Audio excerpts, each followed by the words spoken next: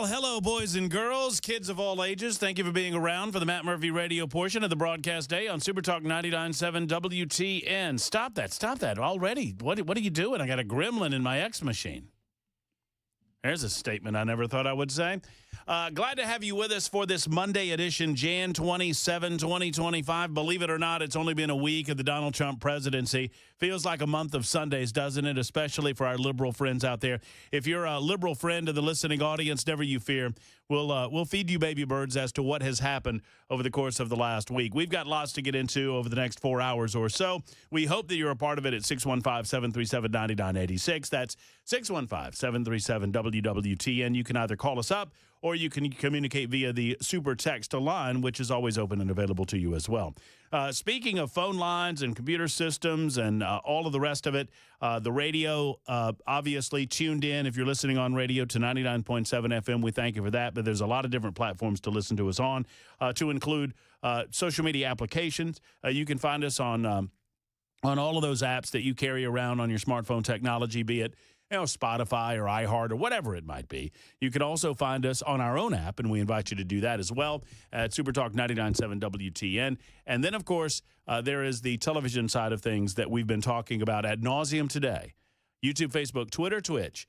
We are available for you, and you can watch the proceedings of this radio show if you so desire via those technologies. YouTube, Facebook, Twitter, Twitch. Let us know how we look and let us know how we're doing, because we have a brand new, well, it's not a brand new studio per se, but it is a brand new setup. And I feel like that there's something that's supposed to be here. Yeah. And well, you're used to that, right? I'm desperate for something to be here, and there's nothing here. There's Chris Weber behind the glass, making sure that everything that comes out of our speaker sounds as good as humanly possible. Hello. I'm still here. You're still here? Nothing changed on my end. How's it going? Well, you cleaned the wall.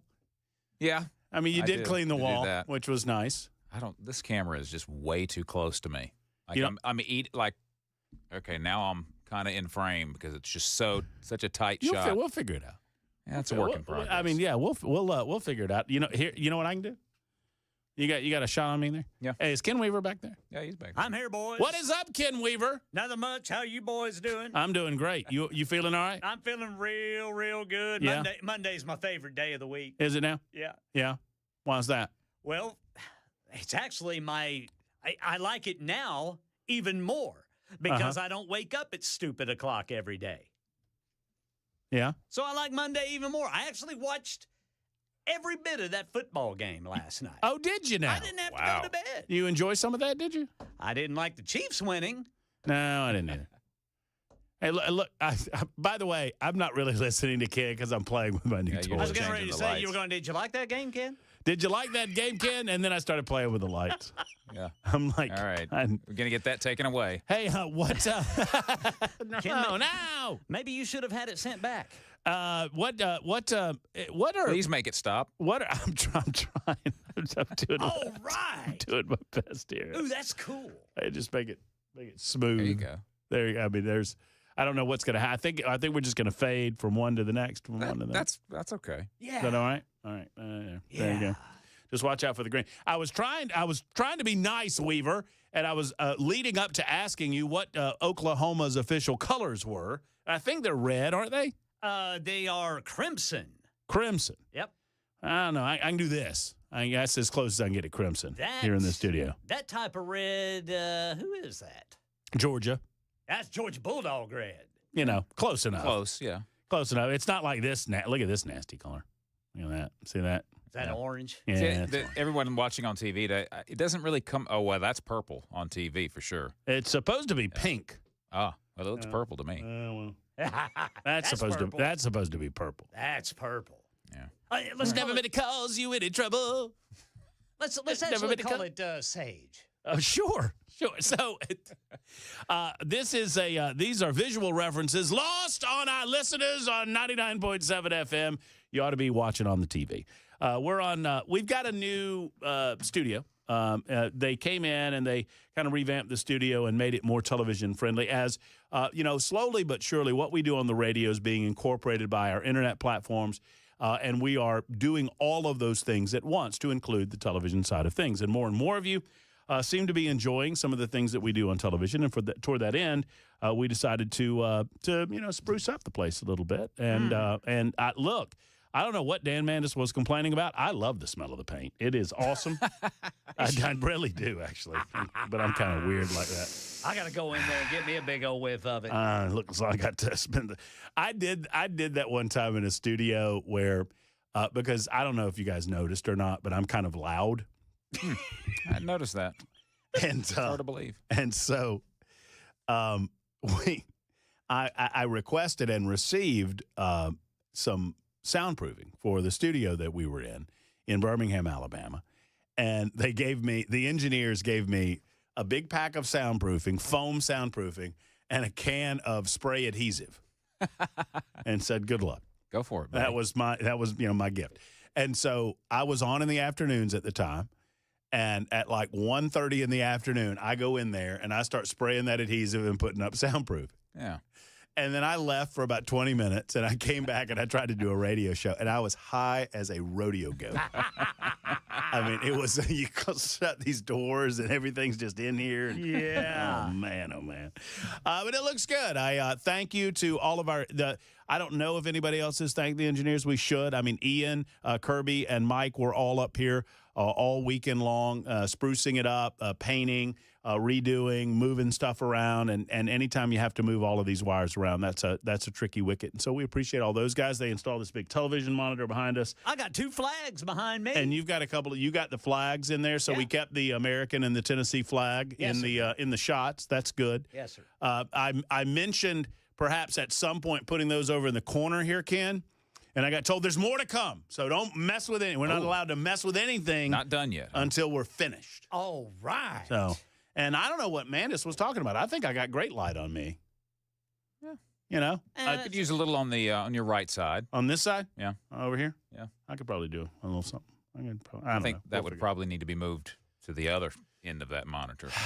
over there. did they- Yes, that's what I would say. Okay. But what do I know? I'll I get- you I don't just know. push buttons. You don't know nothing. nothing. Did they buddy boy. fill in your Just ask window? Do anybody. you not have a window anymore? No, we got a shade. We've got a shade on one, but there's a yeah. shade coming on the other. This is going to get a shade too. There's a shade for that, shade for that. So you can black it out. They originally were thinking about blacking it out, and then they decided just to do the not the mini blinds, but more of a shade. I think that's a wise choice. I do too. Yeah, I do and too. I like they put a little blind on the other outside window. Yeah, so when we have, a very special guest that don't want to be seen to the outside world, they can just stop on it. Look, there's Ron Slay is wearing an Auburn shirt today for some reason. Did Auburn and play Tennessee this weekend in I think basketball? Yeah, they had a bet over on the SEC network as there was Ron Slay against some Auburn former player. Well, that's going to get you in an Auburn jersey. Yep. Apparently. So look, we will make do with what. Look, there's going to take a minute. It's going to take a minute for Weber. It's going to take a minute. I mean, I don't think Ken. They haven't moved your cheese very much in there, have they? In News Closet they B, they just put the flags in. put some American flags in there. Oh, I'll just give you a little something to trip over. You know? Hopefully not. No, I hope not. I think you look good. You look great back there. I've got to pull up my monitor to see how we look. Hello to everyone watching on Super Talk TV. I shaved for you guys, so I don't know if you noticed or not. But Still got that hair, hippie. I do have the hair. I got to figure that out. So it is Monday. It's Jan 27. It is episode 737, airplane episode on Super Talk 99.7 WT, and it slots for Trump Day 331. For 331 full days, I was growing out my hair with a commitment that we would not cut it until we had a new president-elect. That has now happened, and yet still the hair goes. We'll figure it out together. Look, it has only been a week, and we're going to talk about some of the incredible action that's been going down in Washington, D.C. and across the United States of America today on the show. We'll get your thoughts and comments on it as well. Super Talk 99.7 WT and telephone numbers up and available. I can tell who prioritizes the phones because the phone lines are way over there, but hopefully they work. So we'll get to that coming up in just a moment. It is also the first day of the special session of the Tennessee General Assembly. At 5:05 this afternoon, Jack Johnson, our Senate Majority Leader, will come on the show and explain. I'm not that interested in getting into the intimate details with Jack about the Education Freedom Act. It is a bill that has been much discussed on our radio show, but I am interested because these types of things, I nerd out. These types of things are of interest to me. I'm nerding out on how the procedure goes. They are going to gavel in, or already are, right around this time around. They're gaveling into the General Assembly, the regular session. And then they have to gavel out of the regular session in order to gavel into the special session, which they will do a little bit later on. And then as soon as they gavel into the special session, they will introduce bills, and then they will leave. And they'll come back tomorrow, and they'll do some things tomorrow. And the expectation is they're going to have these things voted on by Thursday. So we will have Jack, not me, we'll have Jack explain all of this to you at 5:05 this afternoon. Here's where I want to start, and it is on the subject of the special session. So we had Jody Barrett on, who was against the legislation, is against the legislation. He's a representative out of the Dixon area. And that was on Friday. And the hard press is on both sides of this issue now. And we're getting to the point where representatives are being asked to declare where they are on this, and they are going to soon be asked to vote on this matter. And you have most Republicans in favor of it. You have a handful of Republicans against it in both houses, and you have all of the Democrats against it. And this is somewhat of a reset as to what went down last year. And be prepared for all parties involved to tell you that if someone disagrees with their particular position on this matter, that someone is a bad person, or they're wrong, or they're misinformed. And look, I've said some of those things over the course of, this issue. And over the course of my radio career, I've said it plenty of times. Here's where I'm telling you I'm at on this. I don't have skin in the game, except that I want a better educational opportunity for parents who have children. I do not have children. At most, or at worst, for someone like myself, a 51-year-old man with no kids,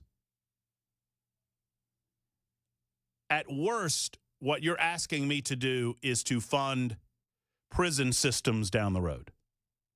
What do I mean by that? What I mean is that if we do not do something in our education system, if we do not do something in public education, if we don't figure something out in order to cut through the red tape, cut through the clutter, whatever you think the clutter is, and provide better educational opportunities for our young people in the United States of America, those young people absent a good foundational education in their formative years are going to be more prone to crime than they are to success. And so with that in mind, you either invest in the education or you invest in the criminal justice system, one way or the other, with that in mind. Parents have to make a decision for themselves in this process, and I would encourage you to relate that decision to your lawmaker, whoever that might be, both your House of Representatives member and your senator. And that is this, simply put. You have to figure out if this is something that you believe will achieve a certain level of educational success in terms of those opportunities. And if it is, I would expect that you would respond in the affirmative to your lawmaker. And if you don't, if you think it's a waste of money, if you think it's a waste of time and energy, if you've completely given up on public education, I understand all of those positions, then let your lawmaker know that as well. Let your lawmaker know that as well.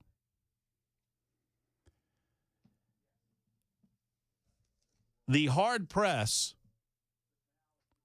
will involve individuals telling you that if you don't do this, education's ruined for the foreseeable future. And if you do this, then education is achievable for anyone and everyone in the state of Tennessee immediately. Neither of those things is true. My basic premise is this. I can find you places in these bills, and I read the bill over the weekend. I can find you places where I could nitpick this thing, and I could tell you that it's not going to achieve its promised outcomes as soon as perhaps it's promised. Or I could nitpick it in a way where I could tell you about monetary savings here, there, or everywhere, or this isn't being done exactly the right way. You either have to get busy living with the public education system, or we get busy watching the public education system die. And it's well on its way already. It is up to us in the state of Tennessee to figure out what we want. And you relate that to your elected officials. More on this in just a moment as we break it down for you. And once again, I don't even care where you are on it. I just want you to have to be able to make an informed decision. It's 22 minutes after the hour. This is Super Talk 99.7 WTN and the Matt Murphy Show.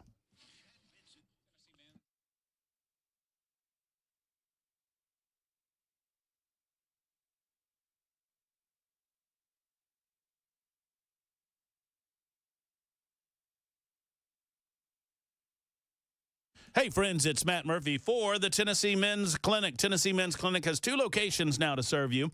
The first, of course, the original location in Midtown, and the second is now in the Cool Springs, Franklin area. Both of those locations have the same incredible urologists, the same professionals there to help you. Help you do what? That is get back to energy, get back to life again. Gentlemen, I understand that it is a tough call to make because you're dealing with very intimate and personal issues oftentimes when you make the call to Tennessee Men's Clinic. But here's the deal. 1, it is as discreet as the day is long. Number 2, you need to get busy working on this issue because you can solve it on the back end. Number 3, they have a personalized solution tailored just for you. The Tennessee Men's Clinic can help you get back to life, can help you get back to intimacy in those moments that you've lost with your significant other, men. And all it takes is a telephone call and a visit. Schedule that appointment today. If you need more information about the many different programs that they have available to you, go to TennesseeMen'sClinic.com, TennesseeMen'sClinic.com, or better yet, make the call that so many others have made to the Tennessee Men's Clinic. 615-208-9090, 208-9090.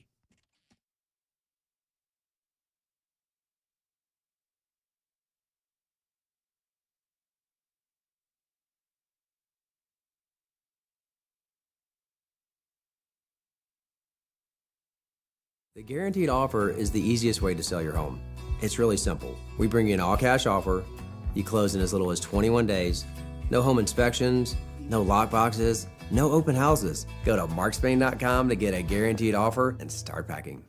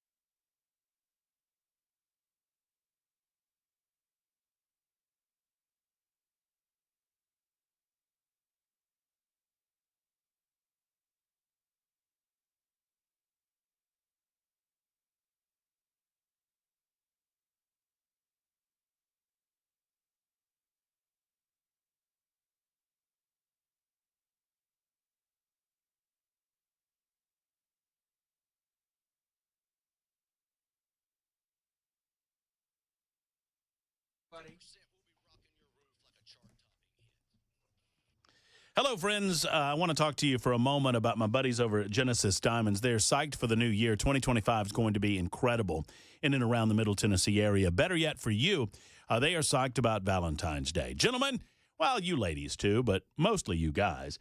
I want to talk to you for a moment about Valentine's Day because I don't know how important Valentine's Day is to you, but I know this. It's important to the loved one in your life. And at Genesis Diamonds, they've expanded their incredible selection of exquisite hand-picked diamonds. They have everything from a half carat to 15 carats. You heard me correctly, not 1.5. 15 carat diamonds, all shapes and all sizes, and all at Genesis. And they're famous, no middleman prices. It's as simple as this. People are like, how can they sell diamonds of the same quality or superior quality at a lower price?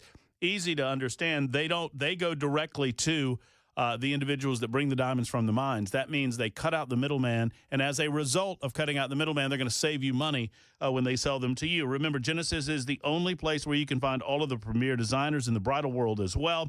And, of course, they are proud to bring you truly spectacular offers. Their collection of luxury pre-owned Rolex timepieces is unmatched in the industry. So let's get to Genesis for the holiday. Let's get to Genesis for the new year. Let's get to Genesis for a birthday or an anniversary. It's all happening. 2 locations, Cool Springs and Green Hills. Tell them Matt Murphy sent you to the one and only Genesis Diamonds.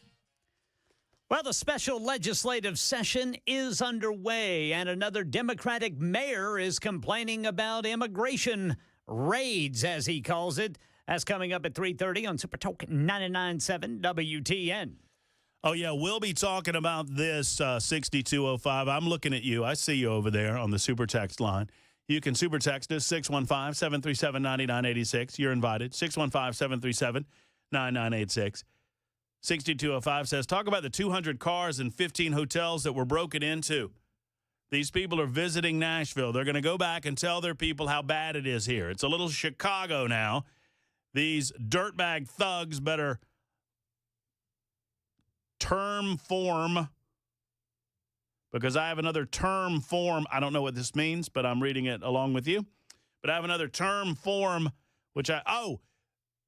these dirtbag thugs, there's a better term for them, but I have another term for them, but I can't use it. I guess it's a nasty term. But we need to do something about the crime. Our visitors coming to this town, if people are talking about it, it doesn't matter what you need to talk about, stuff to talk about this town, and get it bleeping corrected. 6205 is very animated over this issue. It's true. It's true. Sadly, our elected leadership in the Metro Council, our elected leadership in the mayor's office seems to be sadly reactive and not proactive when it comes to these matters. And I think it's high time that we did something about it. I agree wholeheartedly with you. But we can walk and chew bubblegum at the same time. And with that in mind, we can discuss the special session that is now gaveling in to being. They went into general session, as I mentioned. They gavel out of general session, go into recess. They recess for a week. They gavel into the special session, and then they take up the bills that the governor has called them into special session specifically to deal with, one being immigration, one being Eastern Tennessee funding for emergency natural disasters and whatnot, and the other, the big piece, is the Education Freedom Act. Once again, my interest in this is not personal. I don't have kids in private school. I don't have kids in homeschool. I don't have kids in public school. I don't have kids. I pay taxpayer dollars. I pay my tax money. I spend money in the state of Tennessee. And I have a basic expectation that we will teach our kids to a certain degree where they become good citizens of our community, productive citizens of our community, don't become a drain on the community. I think that's what most, if not all of us, want. And with these things in mind, you want to improve education as you can. And the question becomes, how do we do that? And if this is the right way to do that.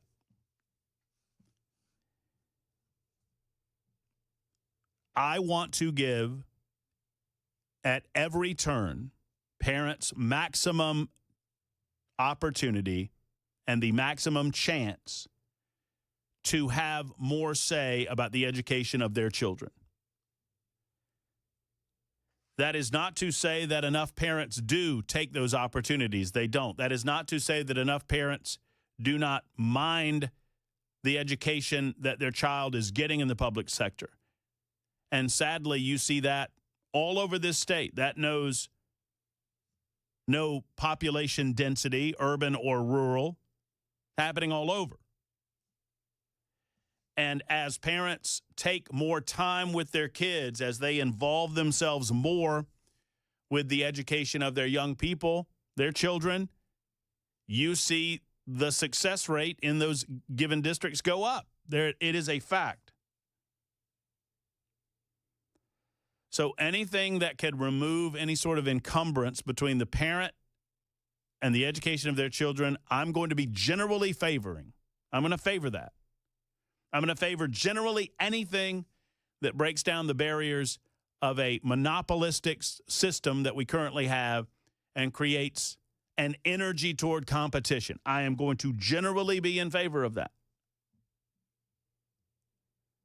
And if you are generally in favor of that, then it is up to you to determine whether or not you are in favor of this bill. I do not think that people that are against this bill are bad people. Sadly, we're at a point in all of this where many are suggesting that if you disagree with a campaign, this campaign or that campaign, you become bad people. More on that coming up. I see from the newly positioned clock on my desk that I am late. It is 32 after the hour on Super Talk.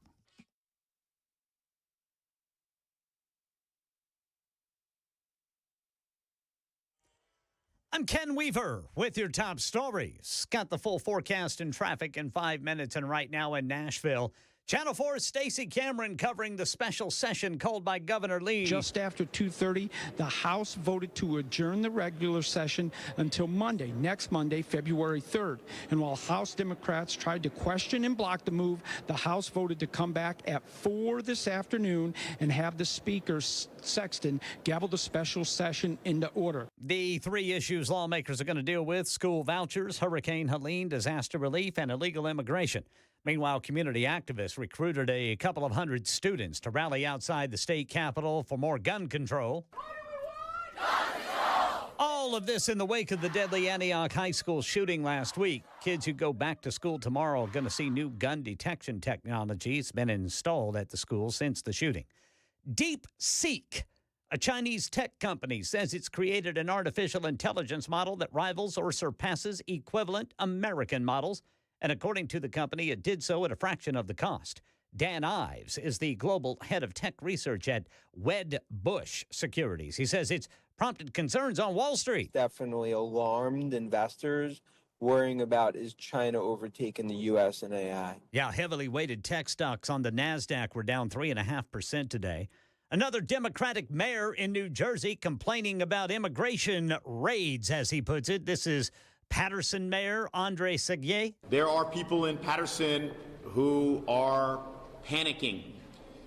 In fact, a very prominent priest called me yesterday and said that there were parishioners who came to him crying tears of fear. Yeah, he says they're getting reports that people are not going to work or school, and they're reluctant to go even visit the doctor, he says. That's the latest news. Traffic and weather next. I'm Ken Weaver, WTN News.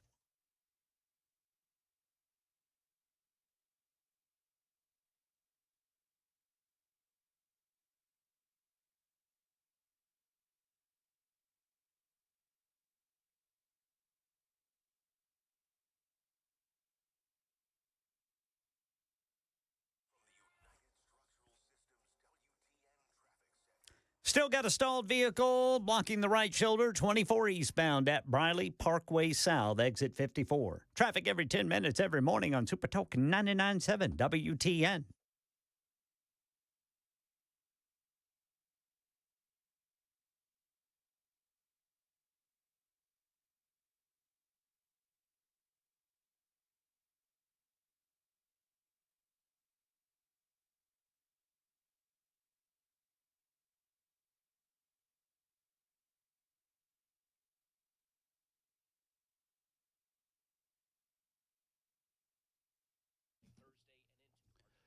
Hello, friends. Matt Murphy for U.S. Pest. It's as simple as it gets. If you have pests, if you have bugs, or if you're concerned about pests or bugs in your home or in your place of business, you need to call U.S. Pest.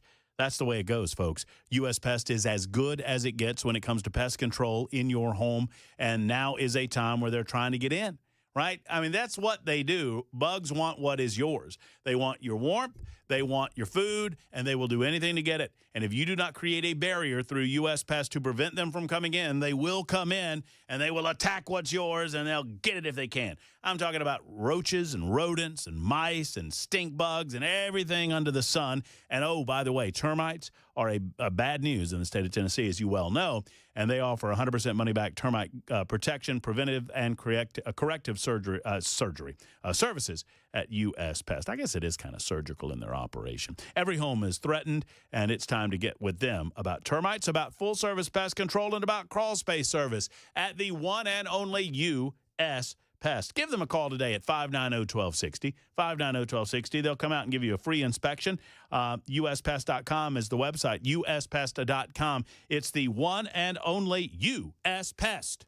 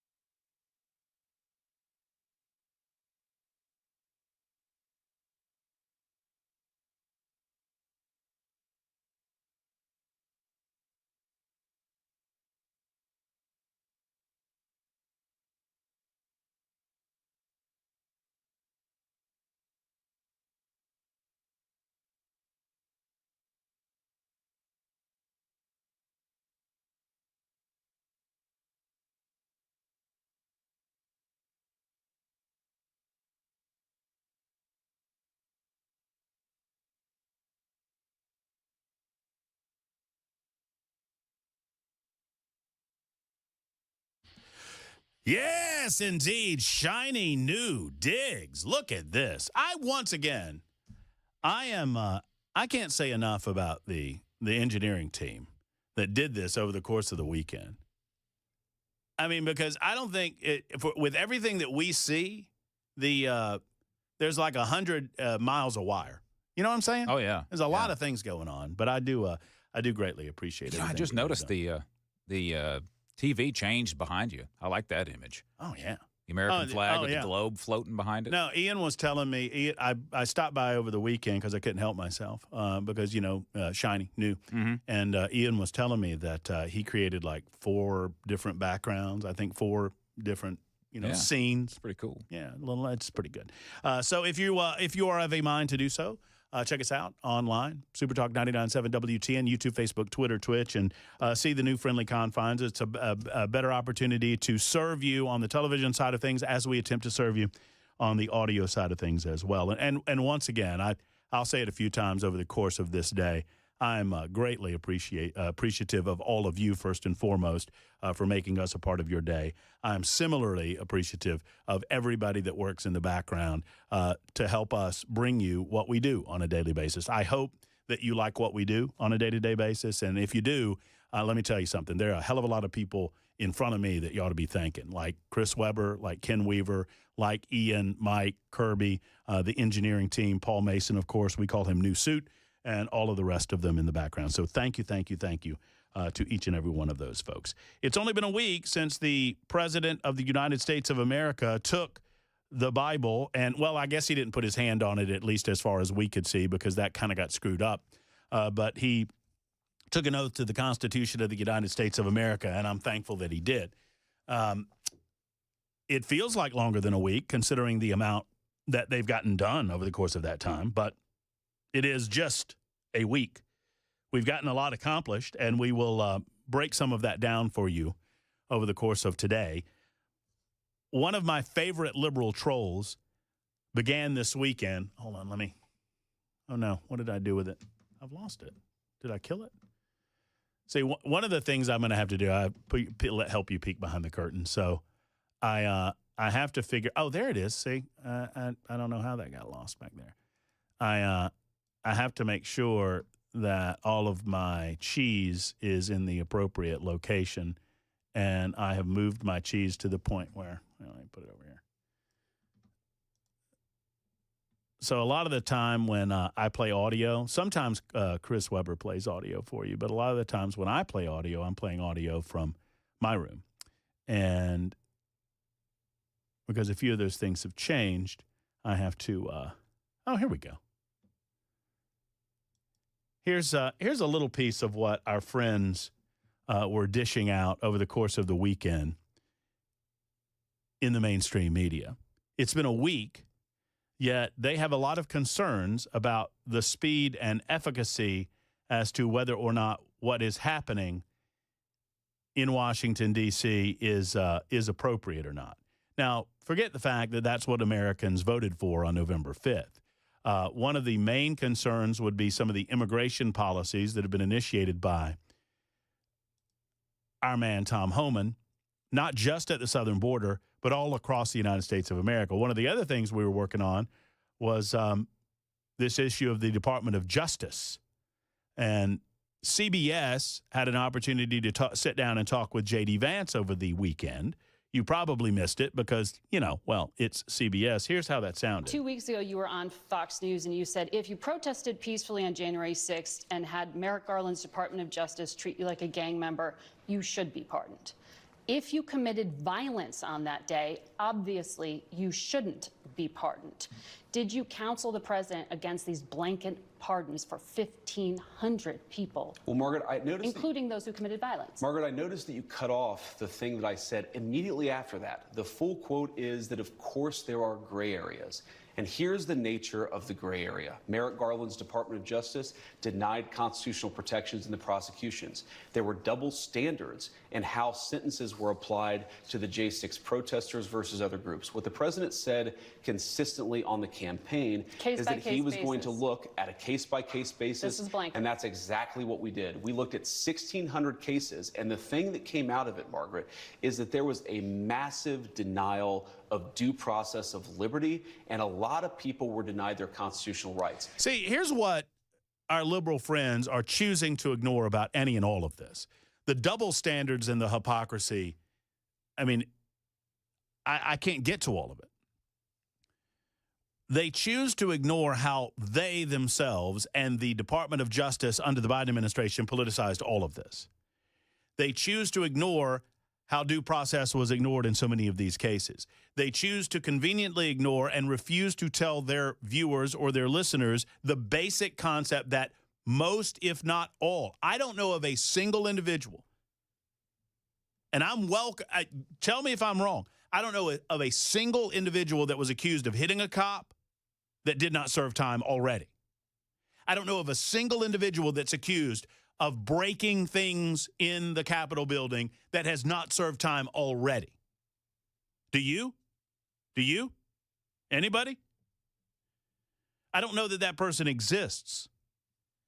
And you are the ones, liberals in the Department of Justice, you are the one, Attorney General Merrick Garland, y'all are the ones, liberal leftist media, that decided that this was the worst thing ever. You overplayed your hand to the point where we had grandmas going to jail for 6 months or a year for stepping foot in the Capitol, turning around and walking back out.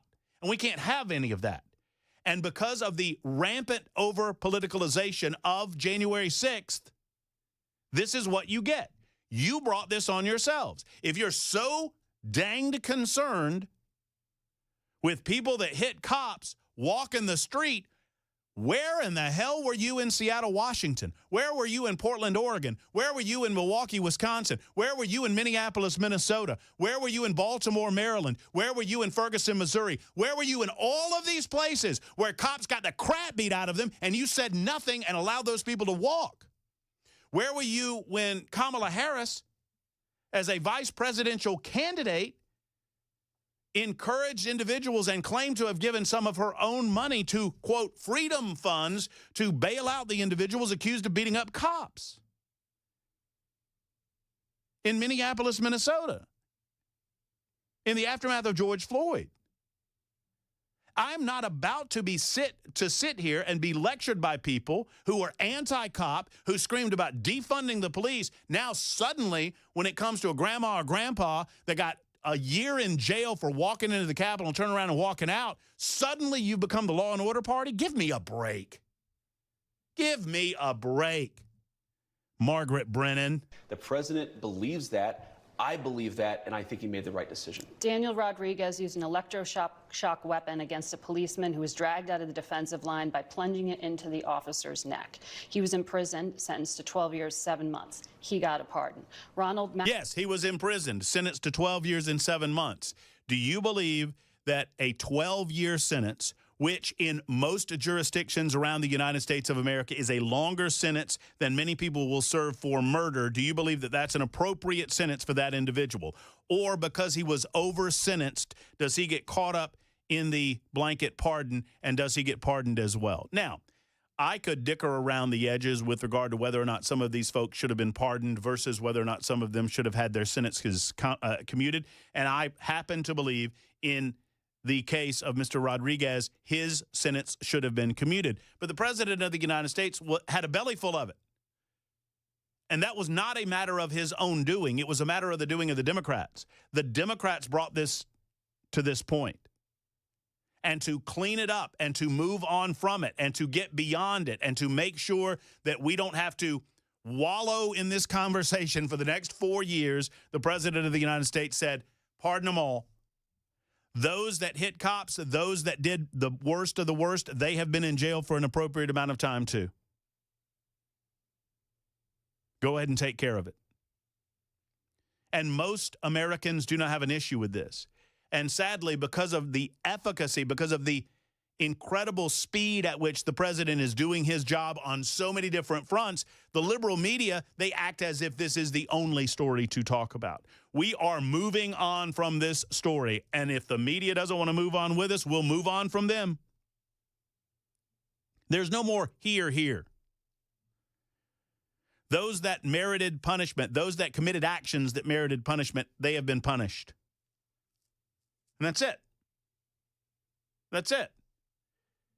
And if that's what you want to spend your precious 20 minutes talking about, Margaret Brennan, well, bring it on. Maccabee hit a cop while wearing reinforced brass knuckle gloves, and he held one down on the ground as other rioters assailed the officer for over 20 seconds, causing a concussion. If you stand with law enforcement, how can you call these people unjustly imprisoned? Margaret, you're separating, there's an important issue here. There's what the people actually did on January the 6th, and we're not saying that everybody did everything perfectly. And then what did Merrick Garland's Department of Justice do in unjustly prosecuting well over 1,000 Americans in a way that was politically motivated? Is violence like that against a police officer ever justified? Violence against a police officer is not justified. Well, and once again, I'm not here to second guess the manner in which J.D. Vance is answering the questions. I think J.D. Vance is doing a master class of demonstrating the rank hypocrisy and the leftism of these people. So I'm not second guessing, but the individuals that committed acts of violence against the police served time. They were not free of punishment. None of them. Tell me the individual that was accused of committing an act of violence again. You know who has escaped punishment thus far? The dude that laid the bombs at the RNC and the DNC. Whomever that person is, somehow magically just disappeared, and the FBI can't find that person. You know who has magically escaped punishment throughout all of this? Ray Epps escaped punishment throughout all of this. Ray Epps, who was on camera actively encouraging people to get it in the Capitol. That guy, just a little slap on the wrist. Oh, he got recommended for this and that and the other thing. He's never served a day in jail.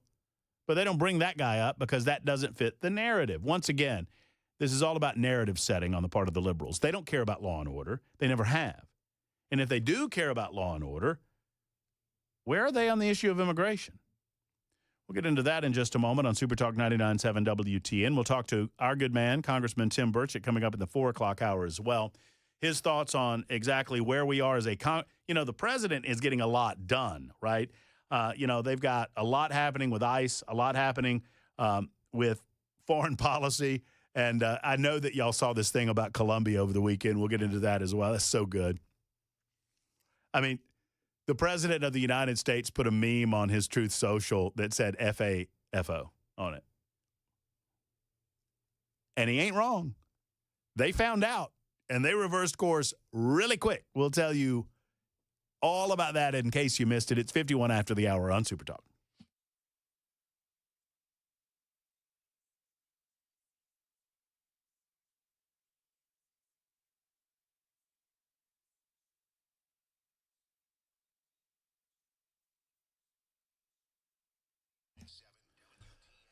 It is soup season, it is stew season, it is chili season. Well, if you want one or two or all three of those things, the place to go to get all of your spices for those items, Savory Spice. Now, if you're a do-it-yourselfer, right, and many of you are, you go into the kitchen. I know you can grab things out of the cupboard and just put them in a pot and just mix it up, and before you know it, you've got a delicious stew or a delicious chili or a delicious soup. I couldn't do it on a bet. I need instructions, man. I need ingredients. I need exactly what to do and how to do it. But if you're one of these folks, they've got all of the individual spices available for you, the freshest of the fresh, the best spices around at Savory Spice. Savory Spice, locally owned and operated, by the way, too. Holly and David can help assist you. Now, if you don't know your way around the kitchen, that's okay, too, because Savory Spice can help. All you need to do is walk in and check out their Spice and Easy line or just ask. And the friendly, knowledgeable staff at Savory Spice can guide you in the right direction. There's two locations. One is in L&L Market on Charlotte Pike in Nashville. The other just off the square in Franklin next to Gray's Pharmacy. Go by and tell them that the long-haired Matt Murphy sent you to Savory Spice.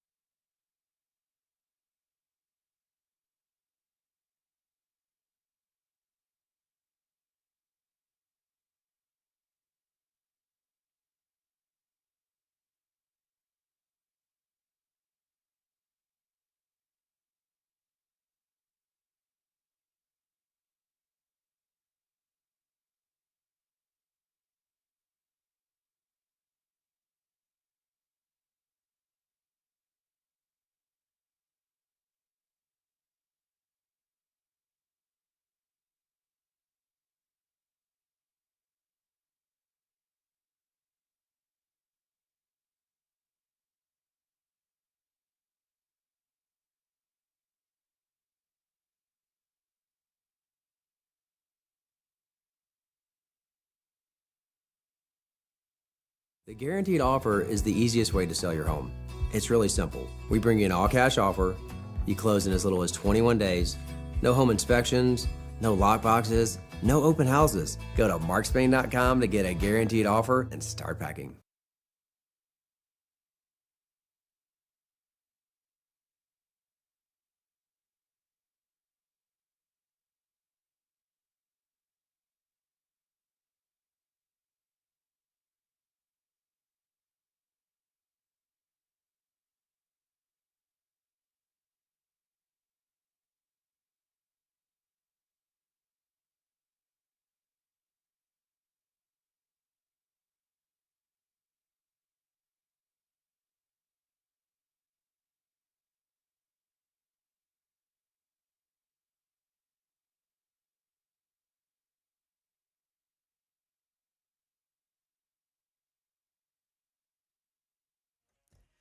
Getting down to business in the special legislative session and a new Chinese artificial intelligence model shaking up investors on Wall Street.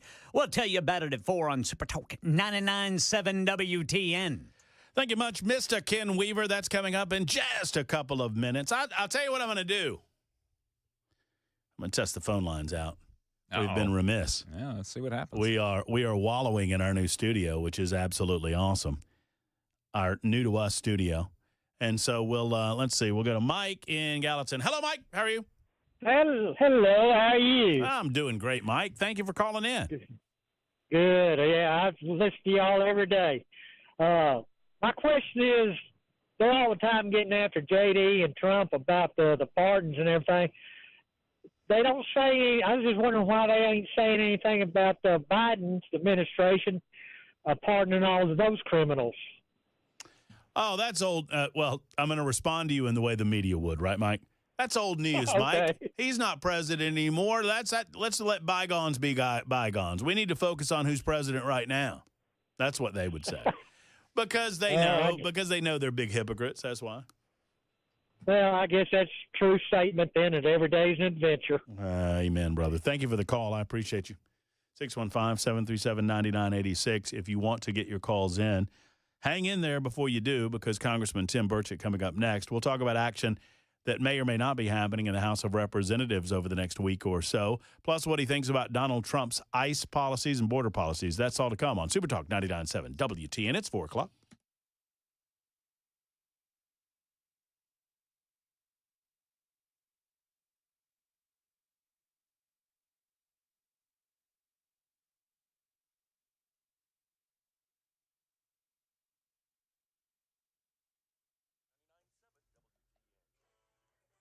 Four o'clock on the dot. I'm Ken Weaver with your top stories. Got the full forecast and traffic in 5 minutes. Channel 4's Stacey Cameron is on Capitol Hill here in Nashville. He's covering the special legislative session. Lawmakers gaveled in earlier today. Now, dealing with the three topics of school vouchers, disaster relief for Hurricane Helene, and immigration, the House will read the 7 bills that Governor Leese introduced on those issues. Now, there's 7 because there's added bills to fund the vouchers, the new centralized immigration enforcement division, and relief funding for the hurricane if it all passes. There will be a quick vote on those bills, and then the House should adjourn for the day. But members will come back tomorrow at 9 a.m. Those bills will be read and voted on again, and then they get sent to committees. That's where the real work and debate gets done. If the bills get out of those committees on day 2 or 3, the whole House will come back here, debate and vote on the floor by the full body. That could happen as early as Wednesday. Community activists recruited a couple hundred students to rally outside the state capitol for more gun control this morning. And we know that when we organize, we win. All of this in the wake of the deadly Antioch High School shooting last week. By the way, Chief John Drake just announced the addition of a 3rd permanent school resource officer at Antioch High School effective tomorrow. This will be the first high school with 3 SROs instead of 2 here in Nashville. By the way, kids go back to school tomorrow. They're going to see new gun detection technology that has been installed since the shooting.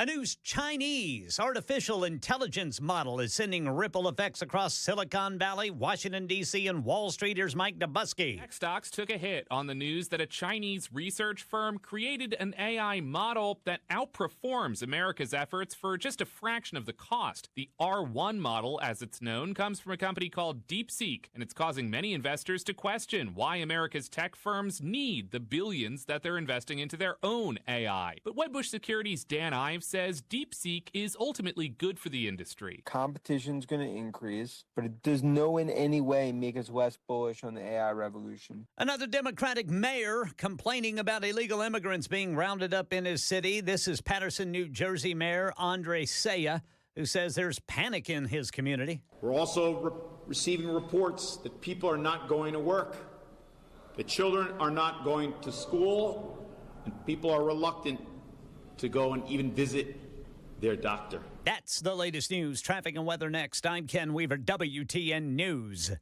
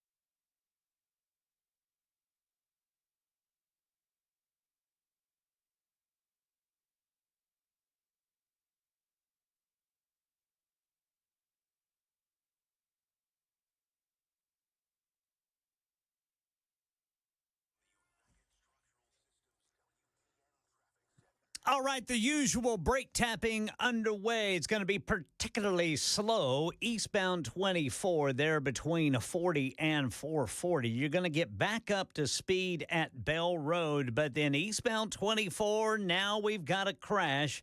Multiple vehicles involved. It's going to be eastbound right there at the Almaville exit, and that is backing up all the way to Laverne. Traffic every 10 minutes every morning on Super Talk 99.7 WTN.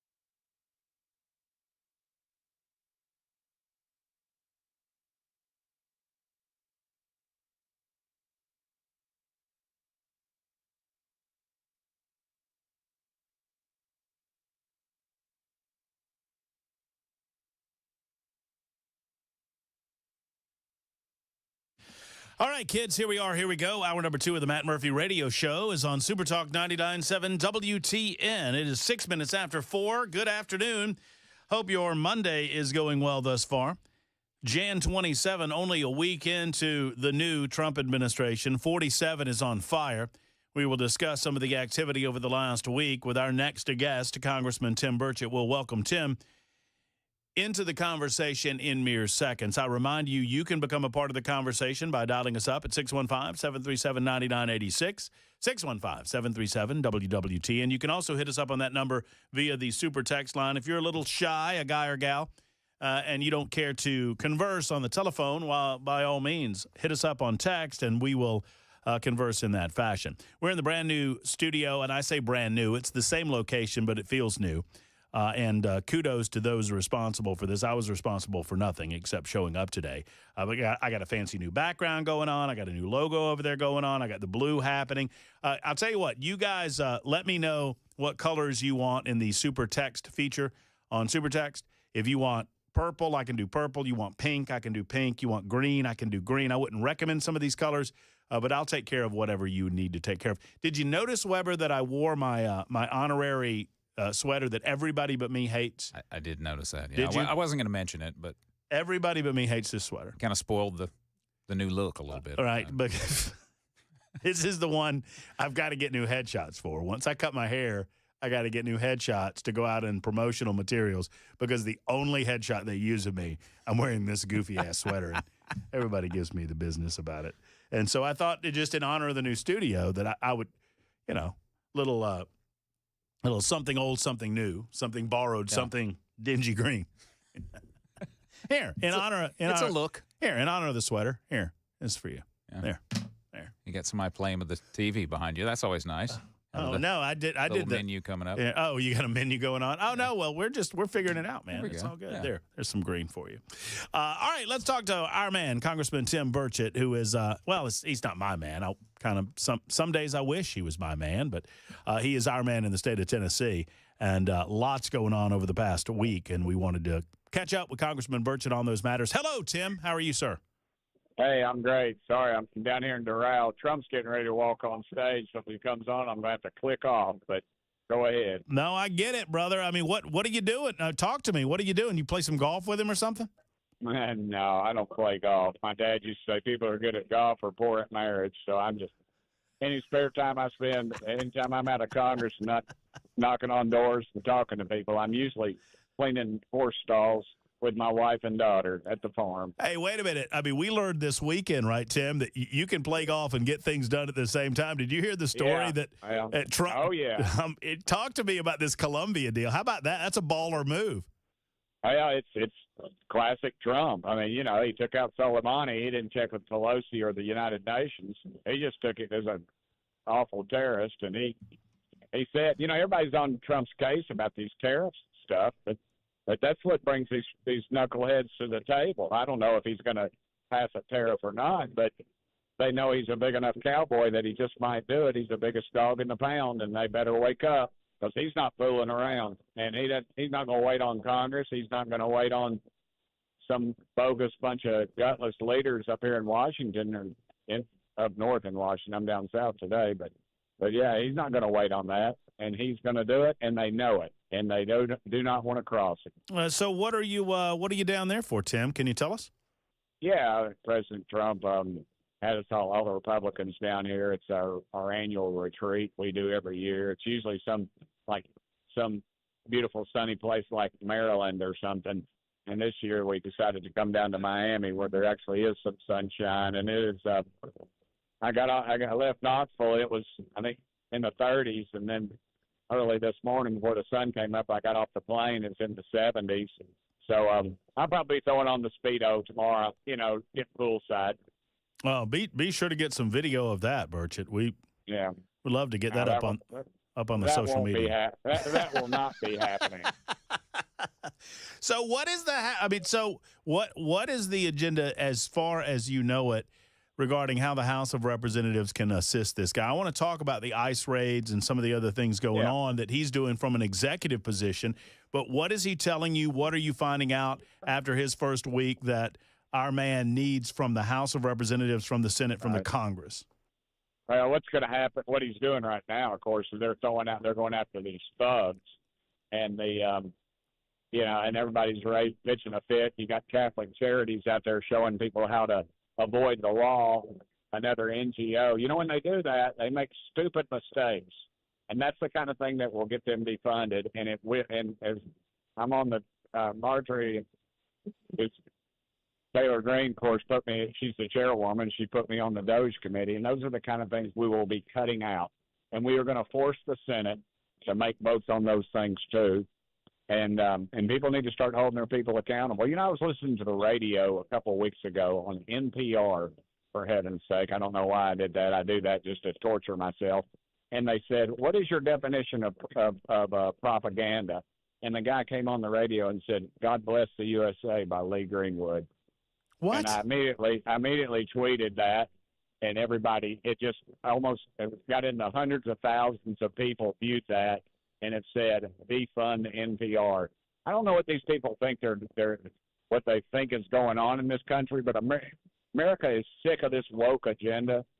Men don't wear dresses. Men don't give birth. And, it's just, and this woke agenda that the left keeps promoting it's over. And anybody that uses tax dollars to do that, their funding is getting ready to be eliminated. Just like these NGOs, the Catholic Charities and these other groups that have allowed 300,000 children to be in our system, and they don't give a rip about those kids.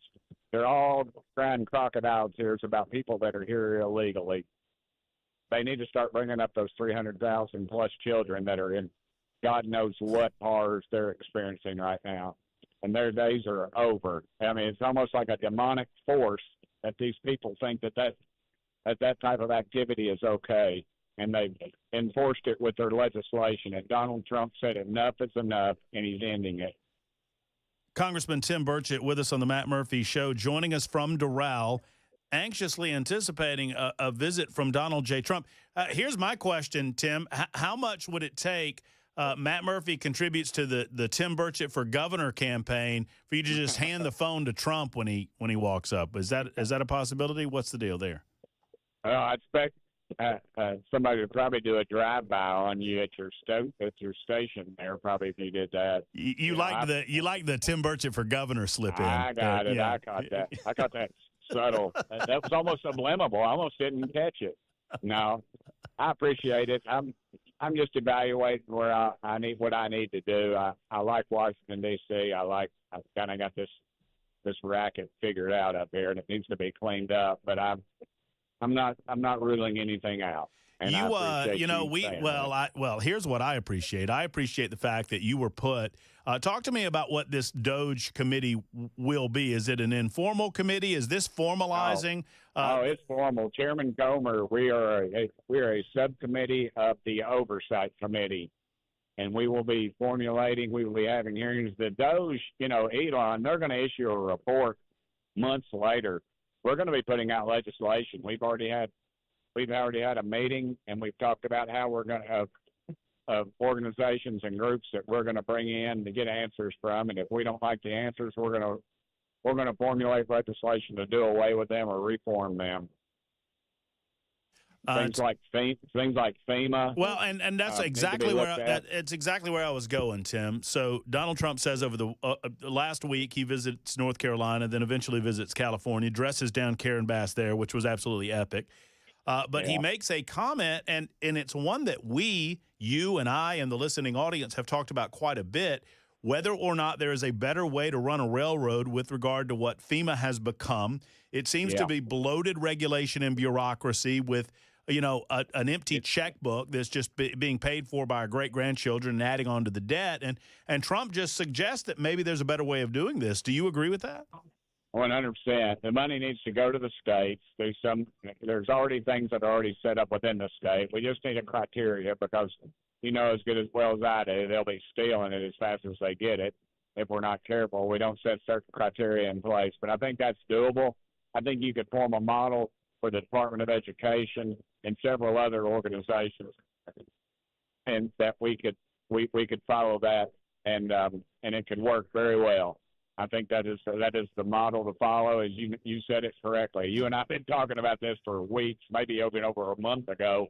I said that this thing needs to be reformulated, and and we were actually drawing up legislation. I'll be working with the White House and getting something out. I hope it's something that can pass because, as you know as well as I do, Congress loses their guts pretty much. We got an attention span of, I always say we want our pizzas in 30 minutes or less, and that's about our attention span. And frankly, Congress has no guts. And Marjorie and I talked the other day and said, our problem isn't with the Marxists on the left. We know how they're going to vote. It's these Republicans that are, call them rhinos or whatever. But, they go home and preach the gospel, and then they come up back to Washington and just vote us down the river. So I'm hopeful that that America will hold our feet to the fire. I think we've got about 150 to 200 days to do something before the falls off the rails. And then you have to worry about 2 years. If we do not regain the House, it was all for naught. So we've got to I think we need to start going now. I'm sick of all the meetings and everything that all these chairmen fall into. They love getting that gavel and holding things up and playing power brokers, but America's ready. We need some change. And in the meantime, Tom Homan with ICE is rounding up murderers and child rapists and suspected terrorists, getting them out of our neighborhoods, getting them out of our towns where they're causing harm to our families, our friends, our fellow Americans.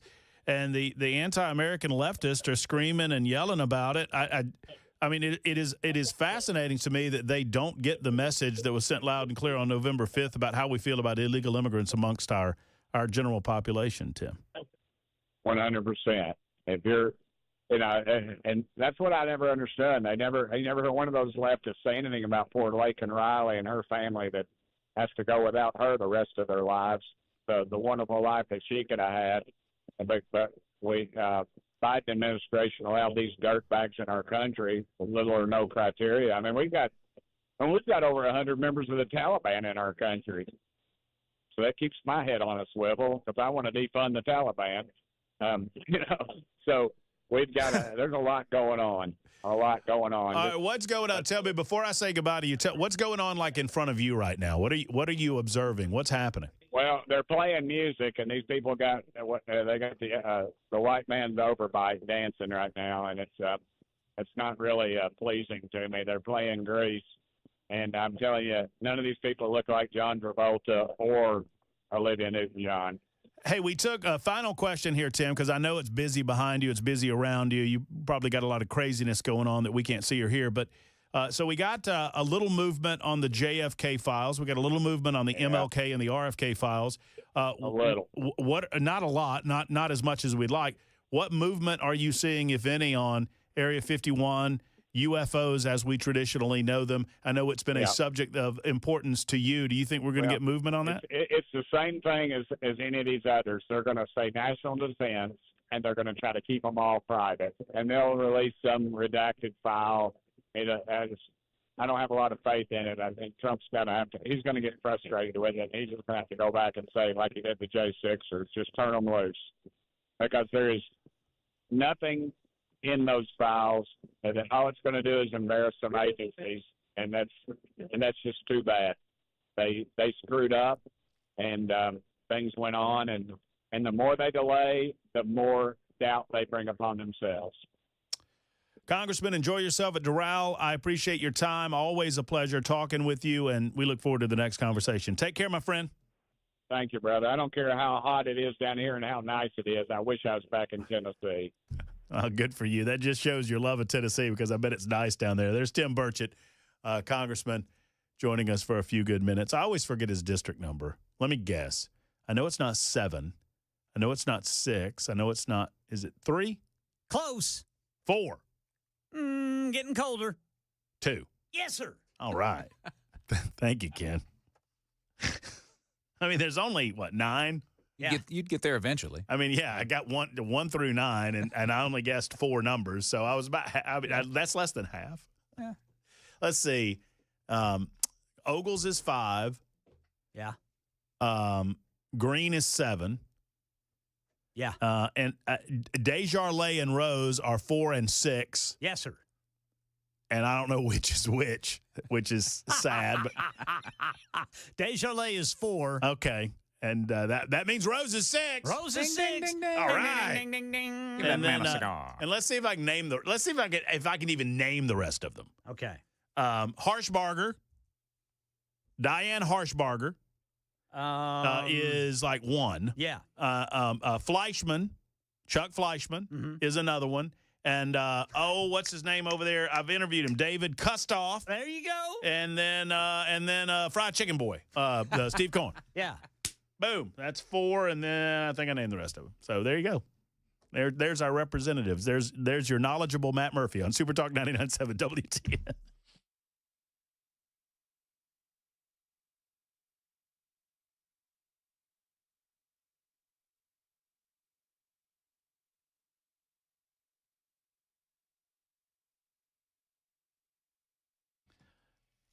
Hello, friends. It's Matt Murphy. Let's talk for a moment about your sleep. Are you sleeping well?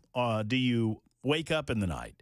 Do you know why you wake up in the night? Is it possible you're waking up because you've stopped breathing? It's a scary proposition, but more people in the night stop breathing than believe it or than know it. You just kind of think I woke up in a fit or a start, and you go right back to sleep. Well, this could be a very serious issue called sleep apnea. And if you're not certain whether you have sleep apnea, I have a couple of questions for you. Actually, Dr. Poss, Dr. Stephen Poss, Dr. Brian McLaughlin, and the Sleep Apnea and TMJ Solutions Center, they have a couple of questions for you. Do you feel refreshed in the morning? Do you wake up a lot at night? Do you snore considerably throughout the course of the night? Does your breathing stop, and does your partner notice? If any of these things are happening, the possibility exists that you have sleep apnea. And if you don't believe that a CPAP machine is right for you, and I knew it wasn't right for me, what about the FDA-approved oral device that you wear in the night? It wears like a mouth guard in football, similar to that. You don't notice it after a night or two. And it helps you sleep. It helps you breathe. It helps your health, and it helps your relationship with your partner because you don't snore anymore. Go to drposs.com. That's drposs.com. You'll see that they're in network with most major insurance companies in the state of Tennessee, and they want to schedule an appointment in Brentwood or Murfreesboro for you. drposs.com. That's drposs.com.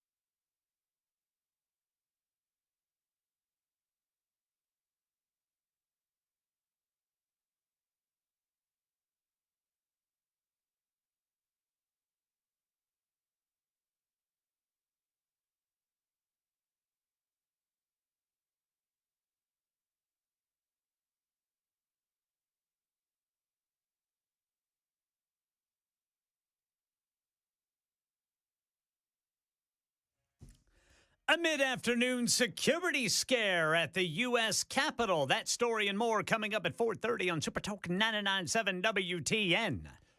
Thank you much, Ken Weaver. It is 27 after the hour on Super Talk 99.7 WTN. For those of you wishing to opine on our conversation with Congressman Tim Burchett, you may do so, 615-737-9986. You can also hit us up on the Super Text line. John writes in and says, Matt, as Andy told Opie, I want you to know one thing. I'm disappointed in you. Oh, John wanted me to ask a question. Oh, yeah. John, I apologize. We got a little distracted with Tim's interview because he was at Doral, and I was really focused on giving some money to his gubernatorial campaign if he would ask Donald Trump to come on the phone with us.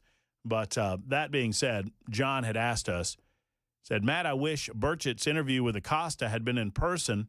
I think Burchett would have been throwing down. Ask Tim if he would have thrown hands. I'd put all of my money on Burchett if Burchett and Acosta had gone after it. If you've not seen or heard the interview, you know, Acosta does the typical nonsense. Well, this is the news, sir. You can't get away with saying that garbage here. With this typical condescending tone. And Burchett was having none of it, saying, yeah, I understand where I'm at. I understand that the Cartoon Network gets better viewership than you do. And he's dead on. CNN gets nobody watching them over there. Why? Because it's baked in the cake, their position on these issues. They're not being honest actors when it comes to analyzing or breaking down the issues involving we, the people of the United States of America, and we, the people, fully recognize that. I mean, to wit, they are obsessed, absolutely obsessed over some of the ICE activity going on in our major metropolitan areas, especially our major metropolitan areas. But I don't know if you've seen it or heard it. These actions have worked and are working. I was looking at, let me see. I think I've got the story pulled up here on the laptop.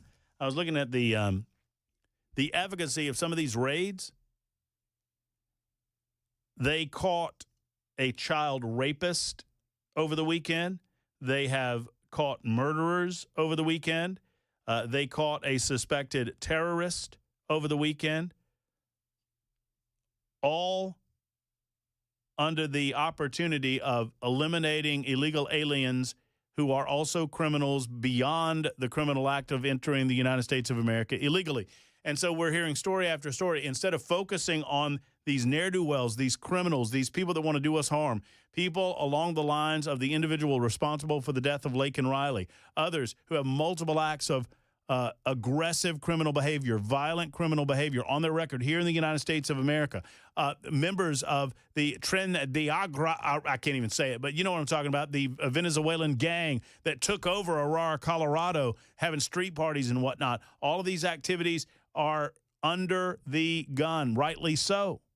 And instead of covering that, what does #NeverCNN talk about? Oh, that religious organizations are fearful that there are people within their communities and within their congregations that are scared. Well, not to put too fine a point on it, but if you broke the law coming here, I don't wish you any ill will. I don't offer you anything but love. But when it comes to deportation, you should be scared. You're here illegally. You're here illegally. Why wouldn't you be fearful of deportation if you did it the wrong way? No matter how much otherwise you are law-abiding, you committed that offense. You should be scared. 31 after the hour on Super Talk 99.7 WTN.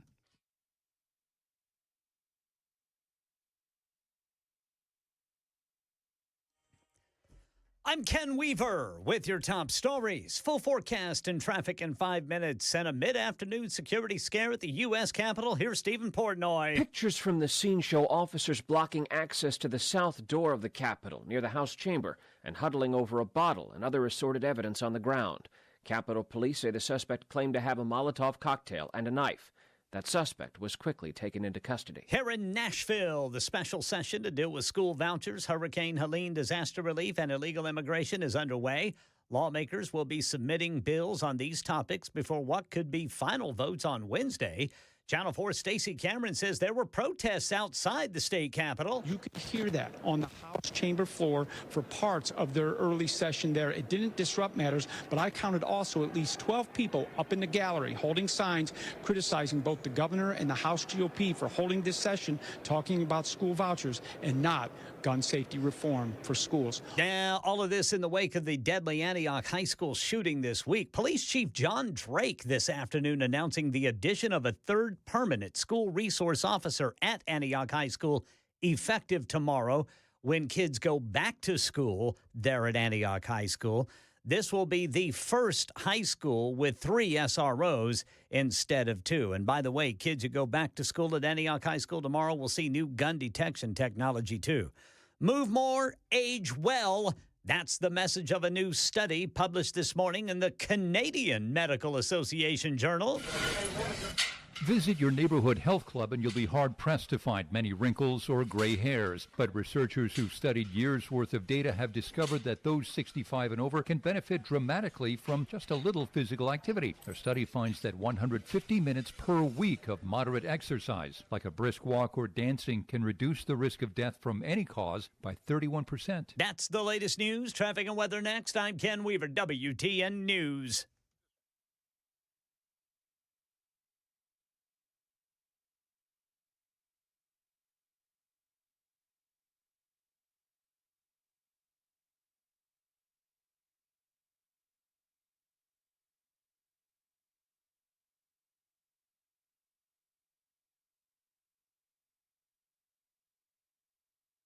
Yeah, the brake tapping in the usual places underway. Now, it is particularly heavy if you are eastbound 24 in between 40 and 440. Northbound 65 is backed up going actually north and southbound, backed up both directions between Brentwood and downtown Nashville, especially if you are northbound to go eastbound on 40 there, and then northbound to get to eastbound 440. Traffic every 10 minutes, every morning on Super Talk 99.7 WTN.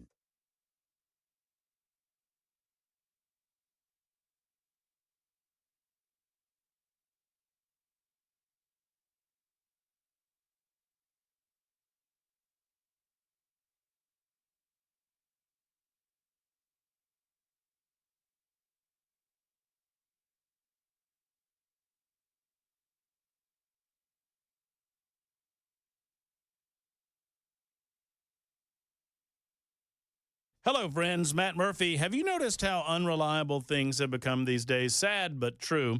Like when somebody tells you it'll be ready at 4 and it's not ready until 4:45. Or when your humble host on Super Talk 99.7 WTN is supposed to go to the news at 4:30 and he doesn't go till 4:32. I mean, all of these things are unreliable. If you've had unreliable vehicle repair shops, come to Eurofix. Eurofix turns unreliable into reliable. Eurofix has your vehicle ready when it's really ready, so you don't have to stand around and wait on the thing. Eurofix repairs all European cars with quality that beats the dealer without that dealer pricing. That's because dealer repair shops are designed to pay for virtually everything out of a dealer's overhead. That's a lot of money. Why would you pay for all of that by going to the dealer when you can go to Eurofix? At Eurofix, reliable also means a 3-year nationwide warranty, a free loaner car with every repair appointment. Just make sure you call ahead on that loaner car because they are very popular. If you're tired of unreliable vehicle repair shops, come to where it's reliable. Eurofix. Family owned for 26 years. 844-EUROFIX. That's 844-EUROFIX. Or visit MyEurofix.com. That's MyEurofix.com.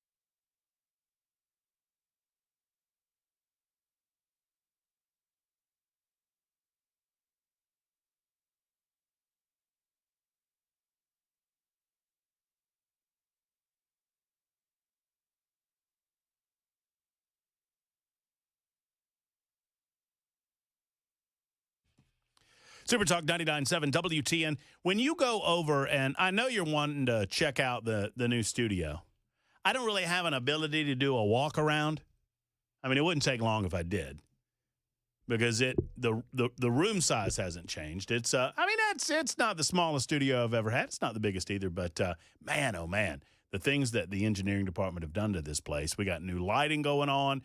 We got some I did not look. I asked if you wanted me to change it to a particular color, and then right after I did that, I did not look on the super text line to see if anybody had recommendations.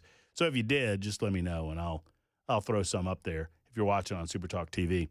I like the purple haze. You do? Okay, let me give you all some. I mean, so I don't know what comes off as purple and what doesn't. Does that come off as purple?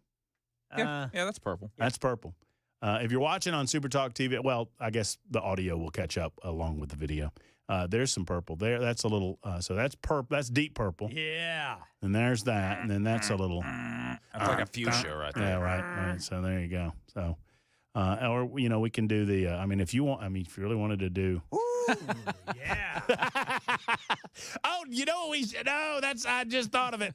I thought of it first when we have this is breaking news alert. Yes, sir. Breaking news on the Matt Murphy Show on Super Talk 99.7 WTN. And if it's not so serious, we'll just do it that way.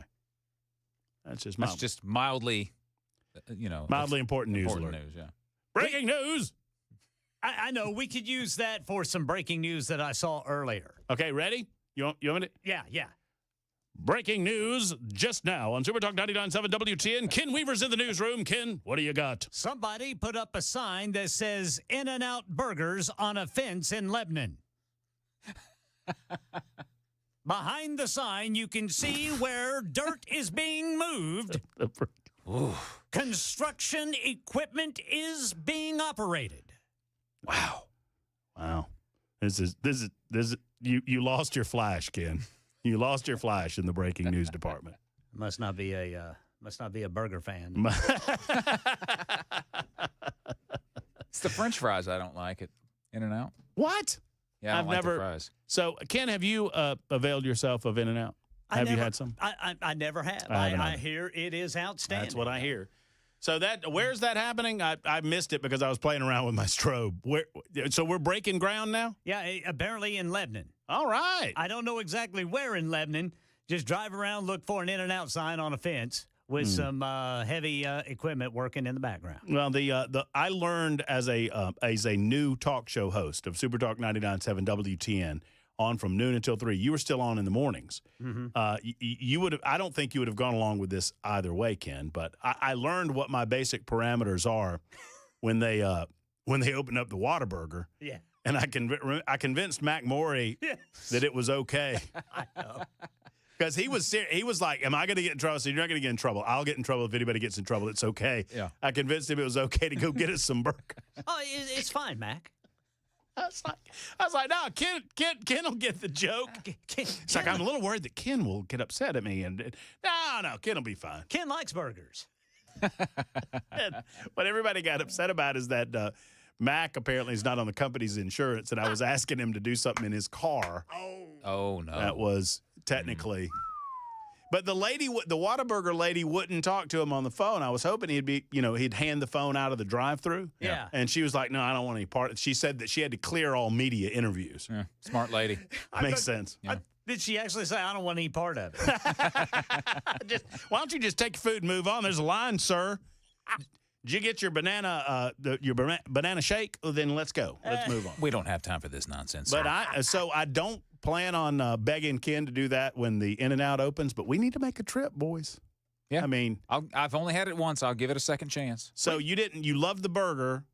I don't know that I would say I loved it. I don't remember it well enough to know that I loved it. I just remember that the burger was pretty good. The fries I didn't care for. Huh. But I didn't know. I didn't know how to order properly. I didn't know the secrets. You have to know how to order at In-N-Out apparently. Because it's apparently, from everything everyone's told me, the menu is ultra simple. Yes. But then you can do things if you know. Yeah, you'd say you want it this way. And, animal style is one of the and things. Pile on the meat or whatever it is. I didn't know how to do all that. So it was just kind of plain. The fries were They were the little tiny skinny fries, and I'm not a big fan of those. Oh, like the shoestrings? Yeah. Like the little, I'm a fan. Yeah, I don't like those. Yeah, Okay, boy. I mean, different strokes for different folks, but I'm a big fan of that. Yep. Yeah. Well, if they're breaking ground, that means we'll have In-N-Out burgers in 2027, Yeah. something like that. That's about right. Well, we got hornswoggled in Murfreesboro. What? What? Man, they put up a building that looked just like an In-N-Out burger joint. Uh-huh. Then it finally opens, and it's like Route 55 burgers. Oh, yeah. And then they closed it down. It's already closed. Yeah. That was the ones that was some kind of labor law violations or something. They weren't paying people. Or Well, and where in the world what's Route 55? Yeah. I've seen those. I don't know. I mean, there's a 55 South in Franklin, but that's a sit-down bar. Am I saying that right? Like, I think it's 55 South. I think that's the name of. I don't know. I think it's a completely different thing though, because that's a chain, right, Ken? The 55 burger. Well, I guess I don't know. It wasn't open long enough for me to go. Well, 7672 says it's hard to imagine that they'll be as good or not or better than Five Guys. I've had great results from Five Guys as a chain burger place. They're awful But expensive. they are pricey. You pay for what you get. But I've heard the same about In-N-Out, right? Yeah, I don't Shake Shack is another one that I've had. I've never had that. Never had a bad burger at Shake Shack, but you also, I mean, you're going to have a $20 meal. Yeah, see that kind of. If it can't be fast food if I'm paying that much for it. Yeah, I get you. I still order off the value menu. You know, I'm trying to save money. Why do I want to spend $18 on a value menu? On a combo meal. And if you're thinking in the new year you're trying to lose a few lbs, it's a great opportunity while we're talking about fast food places. Matt's rule for losing weight, number 104. Yeah. Don't eat anywhere that has a drive-through if you want to lose weight. That's just not a bad tip. One of the tips I like that I will offer you. If it's got a drive-through, I don't care what you plan on ordering. Don't order anything from there because it's not going to be good for you. All right, 45 minutes after the hour. Let's do this real quick. If you've not heard it, it is delicious. It comes to us from our good friends at The View. I don't play View clips very often because I don't like 4 women yelling at me. But you know what? This one's too good to keep. I don't know if you know it or not, but John Fetterman has woken up from his leftist slumber, his socialist slumber. I don't know, and I'm trying to be as kind as I can because I understand he went through a medical episode. Is it possible that we did not really see the real John Fetterman during that period in time when he was running for the United States Senate? He eventually beat out Mehmet Oz and became a United States Senator from Pennsylvania, right?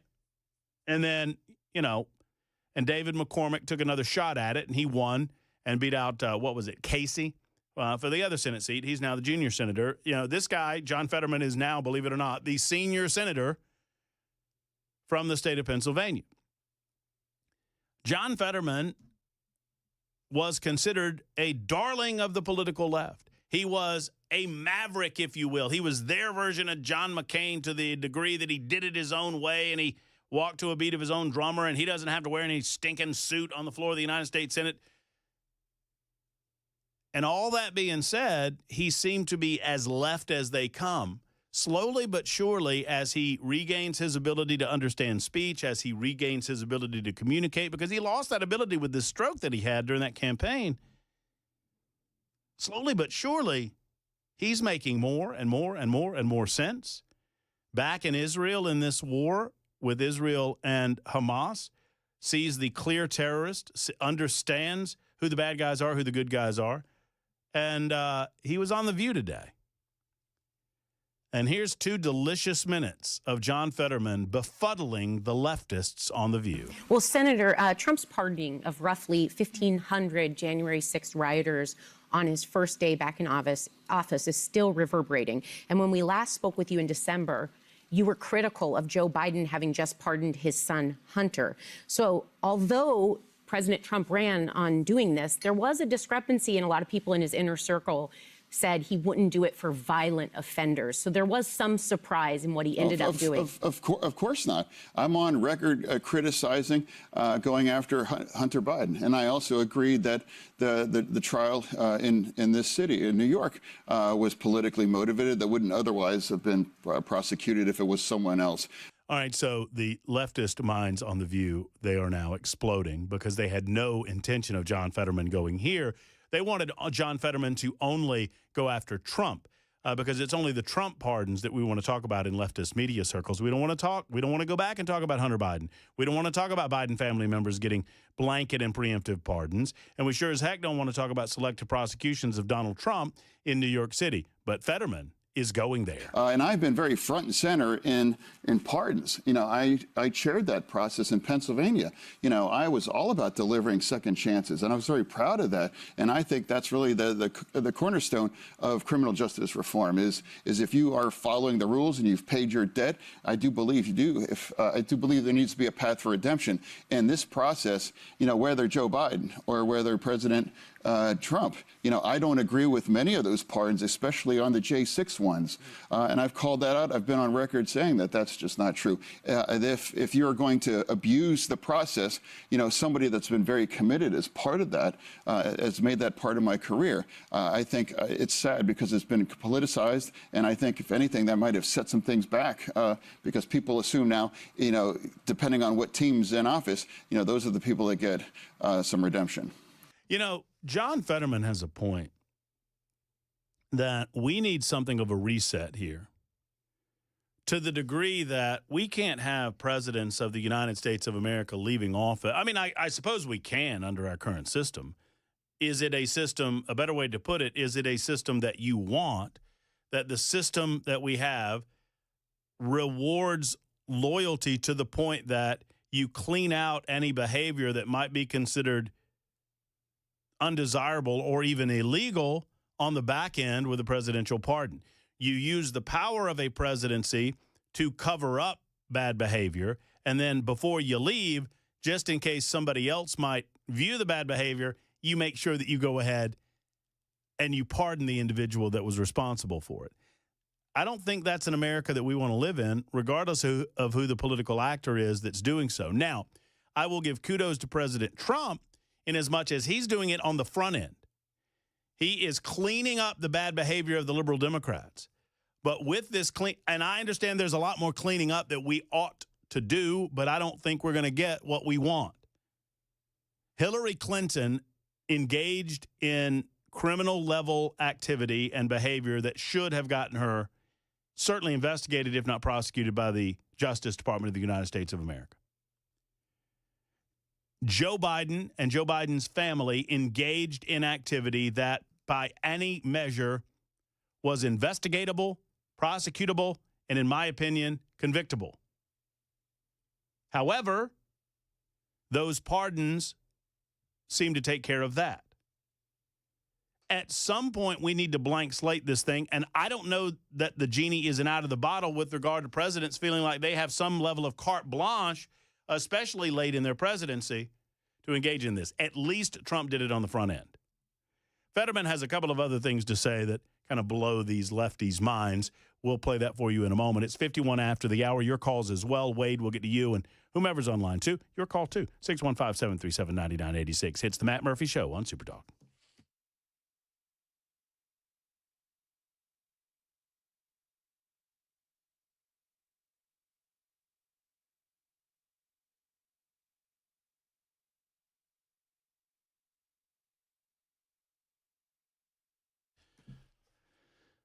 USS stands for United Structural Systems, and friends, United Structural Systems does what they do better than anybody else in the business. What do? It's quite simple. They take care of your foundation in all facets. They take care of the waterproofing issues that might pop up that would threaten your foundation, and they also repair your concrete. They protect your home. And for most of us, our home is not only our largest investment, but it's also that which protects us. I mean, a roof over our heads, that's a phrase for a reason. And when it comes to your home, we certainly don't know what we don't know regarding the foundation settling, regarding some of the other issues that go on. But here's who does: USS, United Structural Systems. And they don't come to sell you something. They sure as heck don't come to upsell you something. At United Structural Systems, you get professionals that are there to diagnose what's going on. If you've noticed signs like, the stair-step cracks in mortar joints, or the telltale signs of a window sticking or multiple windows sticking, doors sticking. If you've seen cracks in your concrete, or if you smell musty odors, it's time to call USS. United Structural Systems, USSTN.com, USSTN.com. Give them a call today at 615-488-7855, 488-7855 for USS.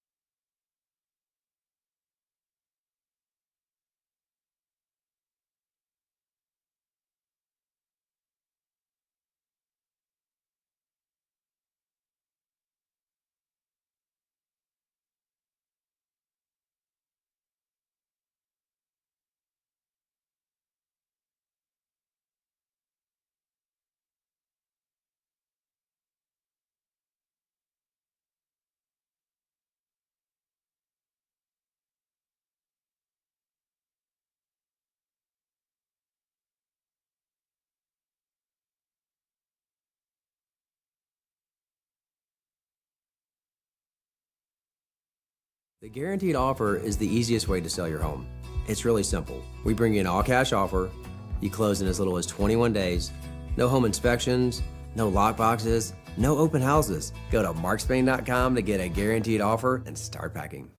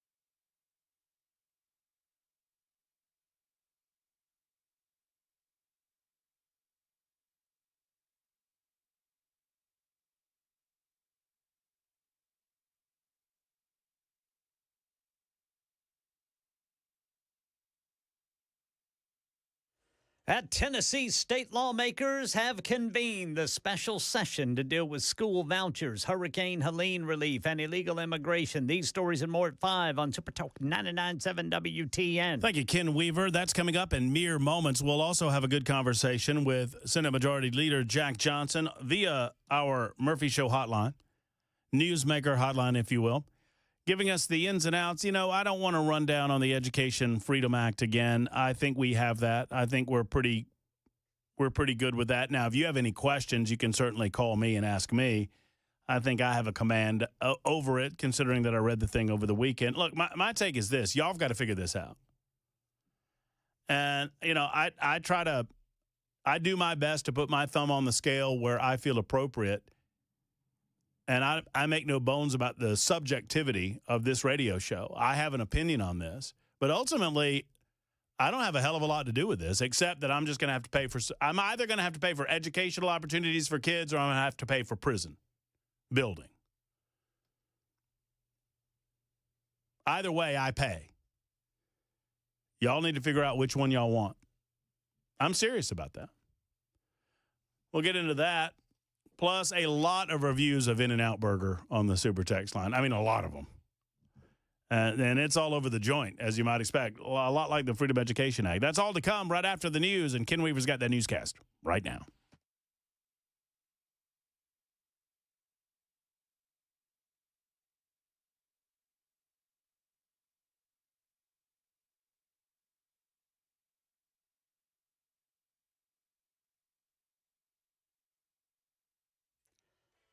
Five o'clock on the dot. I'm Ken Weaver with your top stories. Full forecast and traffic in 5 minutes. And right now at the state capitol, Channel 4's Stacey Cameron covering the special session, which lawmakers convened earlier today. Now, dealing with the three topics of school vouchers, disaster relief for Hurricane Helene, and immigration, the House will read the 7 bills that Governor Lee introduced on those issues. Now, there's 7 because there's added bills to fund the vouchers, the new centralized immigration enforcement division, and relief funding for the hurricane if it all passes. There will be a quick vote on those bills, and then the House should adjourn for the day. But members will come back tomorrow at 9 a.m. Those bills will be read and voted on again, and then they get sent to committees. That's where the real work and debate gets done. If the bills get out of those committees on day 2 or 3, the whole House will come back here, debate and vote on the floor by the full body. That could happen as early as Wednesday. Community activists recruited a couple of hundred students to rally outside the state capitol for more gun control in the wake of the Antioch High School shooting. When we organize, we win. Chief John Drake this afternoon announced the addition of a 3rd permanent school resource officer at Antioch High School effective tomorrow. It'll be the first high school in Nashville with 3 SROs instead of 2. And kids who go back to school tomorrow at Antioch High will see new gun detection technology that has been installed since the shooting.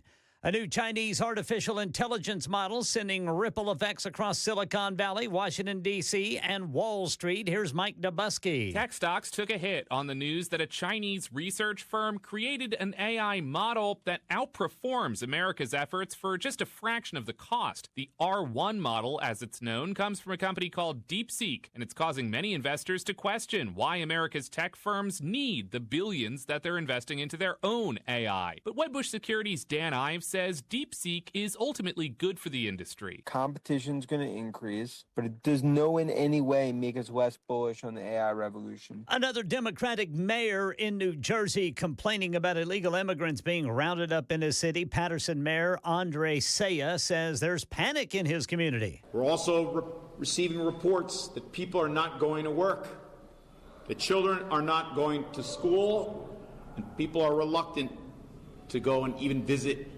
their doctor. Now, the new Secretary of Defense says more executive orders are coming from President Trump. Here's Stephen Portnoy. As he arrived at the Pentagon for his first workday as Secretary of Defense, Pete Hegseth told reporters of coming executive orders affecting transgender service members and those who were kicked out of the military for refusing to be vaccinated for COVID. The lawful orders of the President of the United States will be executed inside this Defense Department swiftly and without excuse. Hegseth also pledged further military support for mass deportations and for security along the border. That's the latest news. Traffic and weather next. I'm Ken Weaver, WTN News.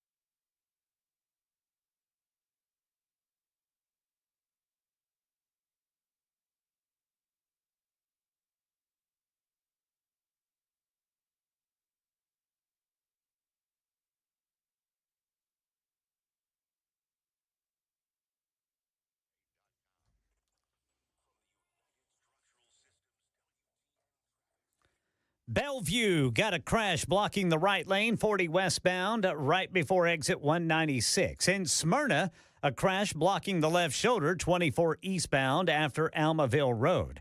And right now in White House, we've got Highway 76 eastbound, just west of Pleasant Grove Road, closed due to police activity. Traffic every 10 minutes, every morning on Super Talk 99.7 WTN.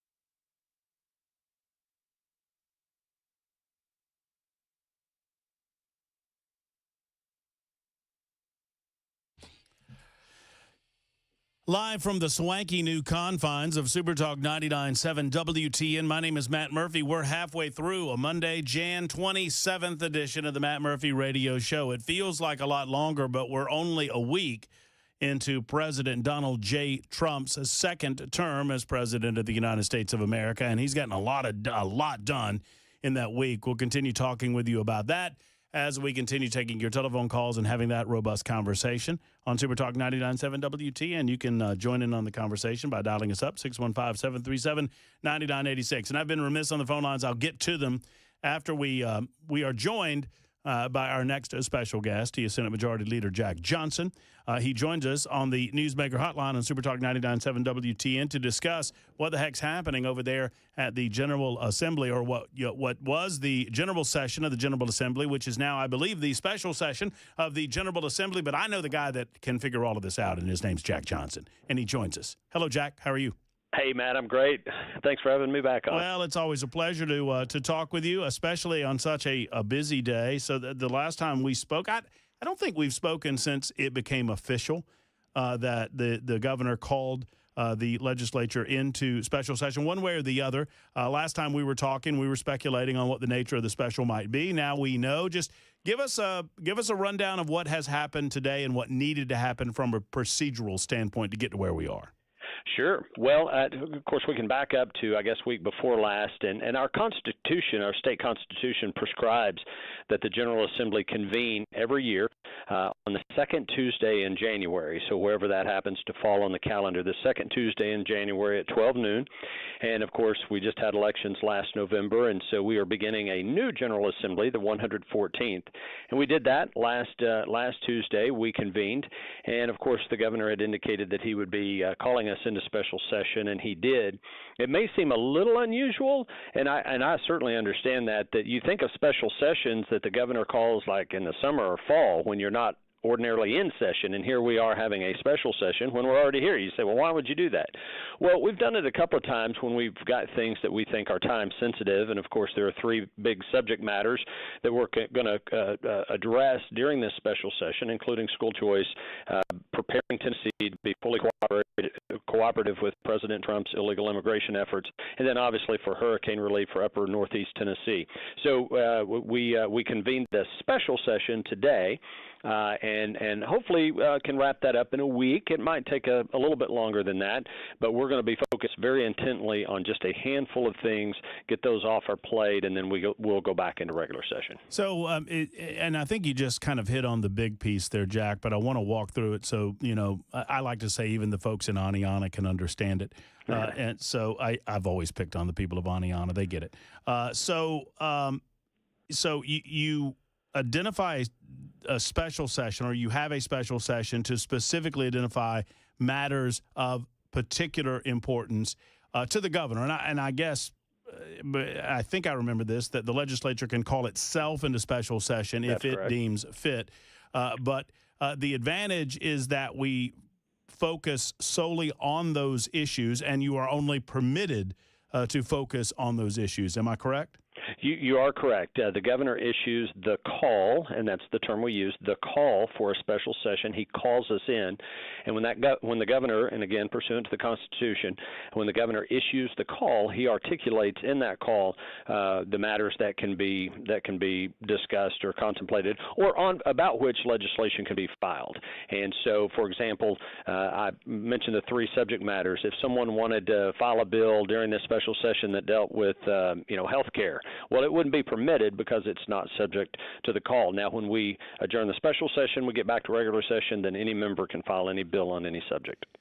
And you mentioned the time sensitivity of this. Obviously, the folks in East Tennessee are going to suggest that their situation is probably a bit time sensitive. I know, Western North Carolina is probably getting a little more attention nationally, and they got hit a little harder than did East Tennessee, but it does not diminish the necessity that those folks have for some immediate relief. I'm sure you agree with that. I couldn't agree more, Matt. I've toured Upper East Tennessee. I toured it with the governor and shortly after the horrific flooding that took place, and it is cataclysmic. I don't know how else to explain it. I've seen natural disasters and toured natural disaster areas previously. I've never seen anything in terms of the scope of damage that was experienced in Upper East Tennessee. So we want to help our friends up there, and we're going to do that in the coming days. And then, of course, we're already seeing activity nationwide on the immigration front. Donald Trump has empowered his new immigration czar, Tom Homan, and Kristi Noem as Secretary of Homeland Security is intimately involved in eliminating some of these criminal elements from around the United States of America. Tennessee wants to be on board helping the president any way they can. And then, of course, the education piece. It's my understanding, Jack, that in order to, if the members of the General Assembly see fit to pass the governor's bill or a version of the governor's bill and get it to his desk, in order to implement this during the next school year, it's a fairly time-sensitive thing that we get the ball rolling as quickly as possible. Do I have it right?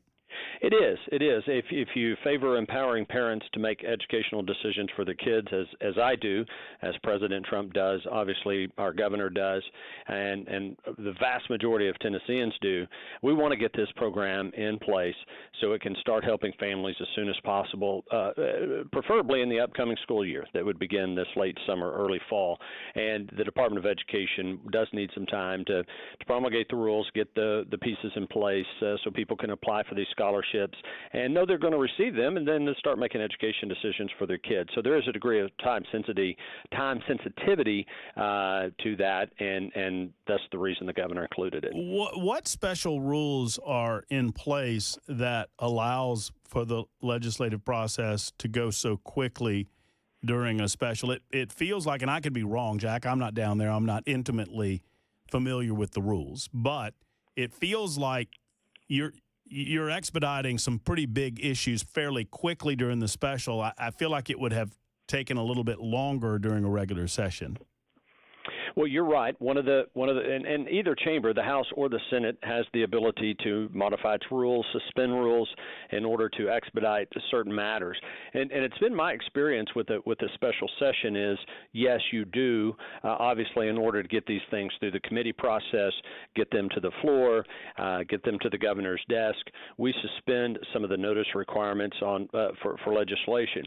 But I will also tell you this, that these topics of conversation, we've been talking about them for months and months, and the legislation that we're considering has been, especially relative to the education piece, has actually already been filed for the regular session. I made sure, and Leader William Lamberth made sure, is the very first bill filed, for the 114th General Assembly. So those bills have been out there, been lots and lots of conversation with people all across the state, and I think we're prepared to go through the committee process and have a good, hearty conversation on the merits of these policy proposals and hopefully get them passed.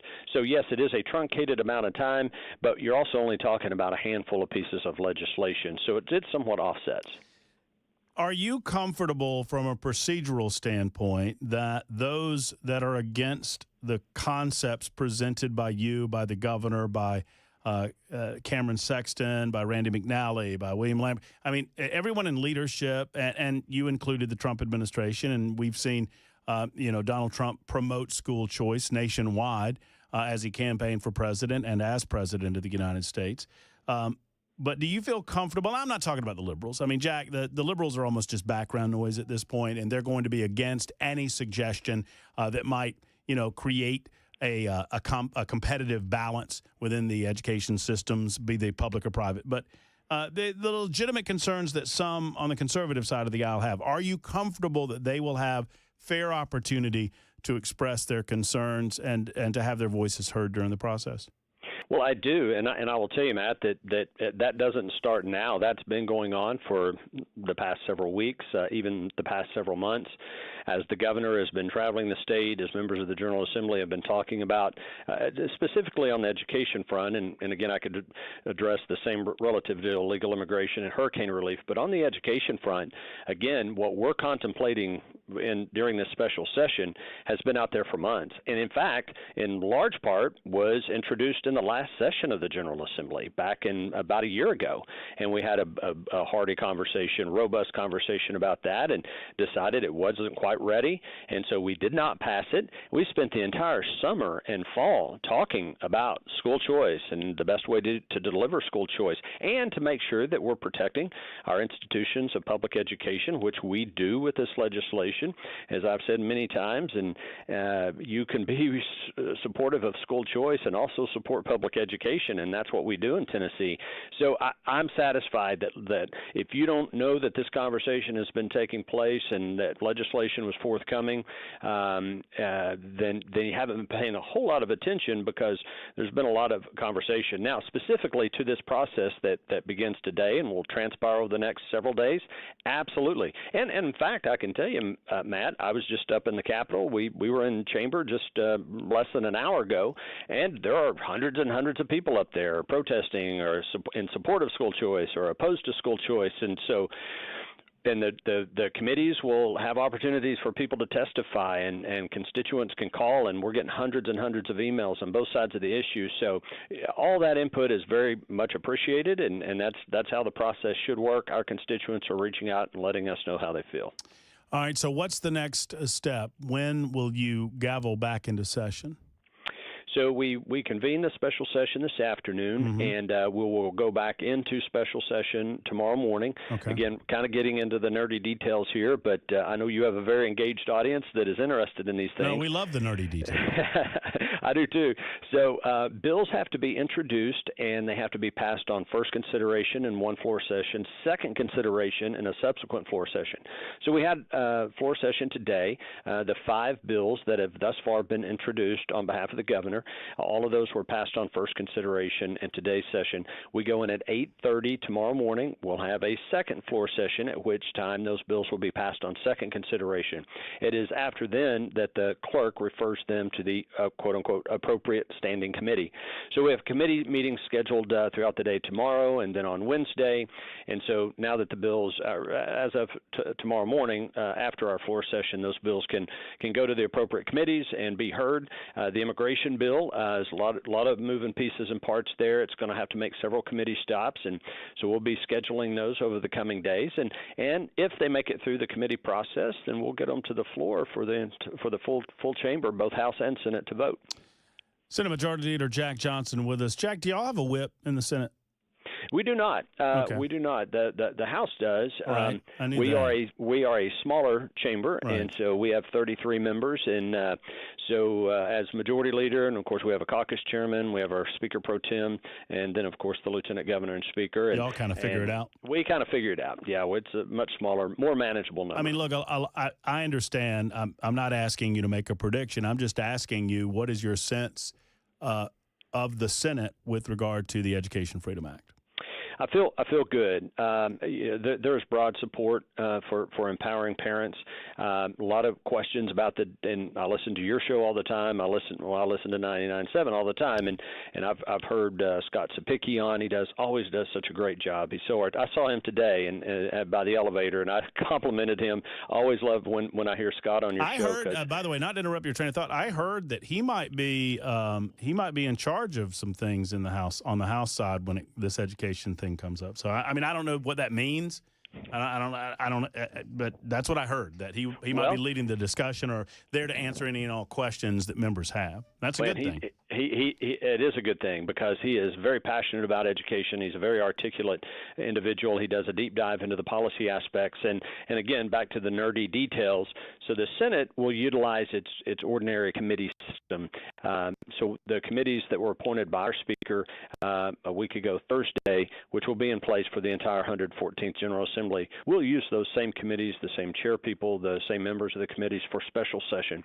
It's my understanding Speaker Sexton on the House side, he has opted, as often happens, and again, the House is a bit of a different animal in terms of the committee system, but they are going to appoint special committees for special session, and again, they have a lot more members over there, so it makes sense. And I've heard the same rumor, but that's up to Speaker Sexton and House leadership, and whatever role Scott plays, though, he will do an outstanding job. Jack, thanks for clarifying all of it for us. You're just a great voice of reason over there in the General Assembly. We appreciate your time, and come see the new digs when you get a chance. It's nice over here. We got nice, shiny, bright lights. Same ugly host, new shiny lights. Well, I can't wait to see it. Right. Hopefully next time I'm with you, I can be in studio. Take care, Jack. There's Jack Johnson, Senate Majority Leader, joining us to look, I'm not here to regurgitate what most of you know is the Education Freedom Act. If you have any questions, I'm here to answer as best I can.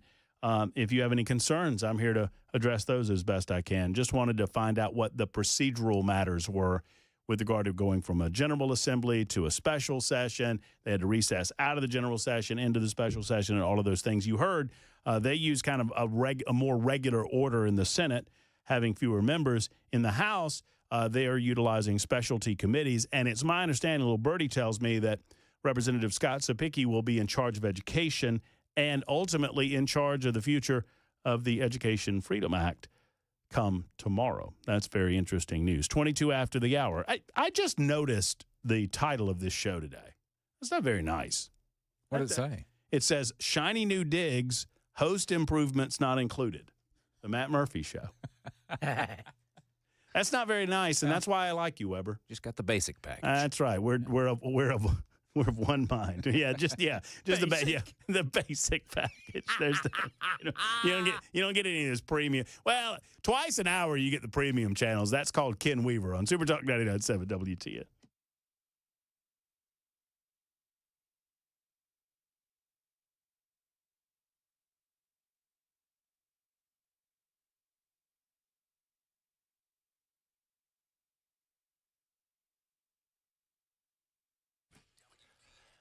Can you imagine a place where it hurts? I bet you can. Back pain, neck pain, knee pain, hip pain, elbow pain, wrist pain, shoulder pain. Everywhere that it hurts, the Dr. Gill Center has a remedy for it. And if it hurts somewhere on your person, if you've thought about eliminating the need for pills, eliminating the need, some of you folks, and I was close to this, you get pain blockers where you take shots. And that's sad. I understand why you do it, because I understand the pain can be debilitating. I was close, but I went to the Dr. Gill Center instead. I've become a patient of Dr. Gill's, and I'm so glad that I became a patient, because he's helped me in so many regards. He takes a team approach when it comes to the Dr. Gill Center. That means Dr. Wendy's there, Dr. Dominic, Dr. V, the rest of the crew. They are there to assist you wherever it hurts. And they've got chiropractic care, of course. They have spinal decompression, of course, red light therapy, Class 5 laser system, all top of the line, all cutting-edge technology. Give a call, 615-882-4838, 882-4838, the Dr. Gill Center for Back, Neck, and Chronic Pain Relief, online at callmepainfree.com.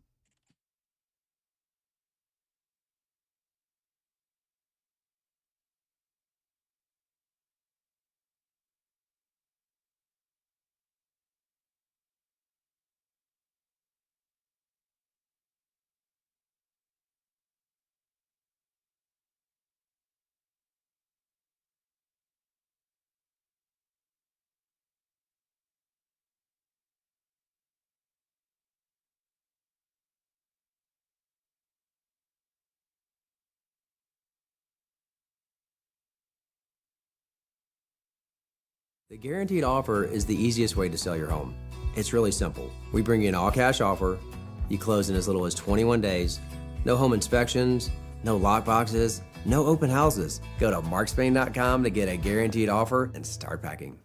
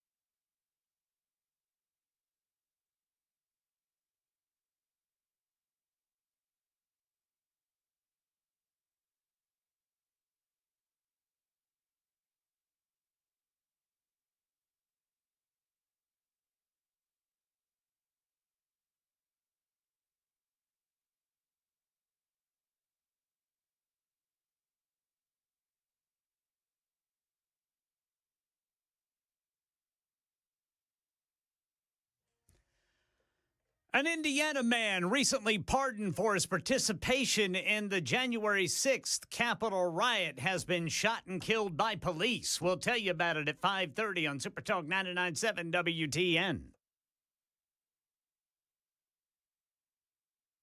Super Talk 99.7 WTN. A piece of the new equipment just told me not to touch it. It did. I went over there and I touched it and it shocked me. That's what you get. Now I'm a big baby. I mean, it was a pop, too. It's a little static electricity going on. That happens. And that's what happens when you're doing things you ought not to do. 615-737-9986. I think, I don't know. Maybe I helped. I don't know. I was convinced that we had a smudge. Yeah. Could have. And maybe we did. I don't know. One way or the other, y'all look for yourselves. You can see the pretty on-air light right over there in the corner. Yeah, I kind of like that. I kind of like the fact that right over here in that wide angle, it looks like that Super Talk, the Matt Murphy Show logo is on the back of the computer, which is kind of cool. Yeah, nice touch, see? And, and so it's we're getting used to the friendly. I've got the dump button right here just in case one of these callers says a dirty word. Yeah. We got the thermostat on the wall that everyone hates and is trying to hide, but I'm just fully embracing it. I like it. I like the wider shot. Yeah, me too. I kind of, inflex your elbows a little bit. I mean, we'll do some different things. Yeah. I'm going to let Chris Webber handle all of that, and I'm going to do my duties as I can. As a matter of fact, toward that end, Wade has been holding. Wade, I apologize for your wait. Thank you for your call. God bless you, sir. You're on the radio with me. Well, thank you for taking my call, Of and course. I appreciate it. Listen, I've had a question just bugging me all day as I listen to the news. It's about the back pay for those that were separated for refusing to take the vaccine, and I'm all for time and grade, all the benefits, health, and if they want to go back in service, although I understand that hardly maybe 1 in 12 by this time want to join the service again. I just don't know about the back pay. Are they expecting to get 4 years of back pay? I don't see paying somebody $200,000 when they had to get another job. Many of them started new careers. Many of them got positions that were much better than what they had in the military, and they don't want to go back. Is there a way to? I thought, well, you could means test and say, well, how much did you lose? How much did you make? What's the difference? Or maybe a simpler way is just send them a letter of apology and maybe a check for $10,000 and say, if you think that your losses were more than that, you're welcome to sue. We'll set up a special panel to consider your case individually. But, we owe trillions of dollars, and the taxpayer should not be held accountable for punitive damages. I'm all for settling up what their actual losses were, minus, they had to take out their jobs. If we're going to be generous in that regard, I would see better, why don't we set up a fund to reimburse our J6ers, our J6 hostages? Well, I think eventually that'll happen too. I understand that someone has to figure out where it stops and where it ends. Mm-hmm. I'm all in favor regarding the wrong that was committed against our service members regarding COVID-19, erring on the side of caution.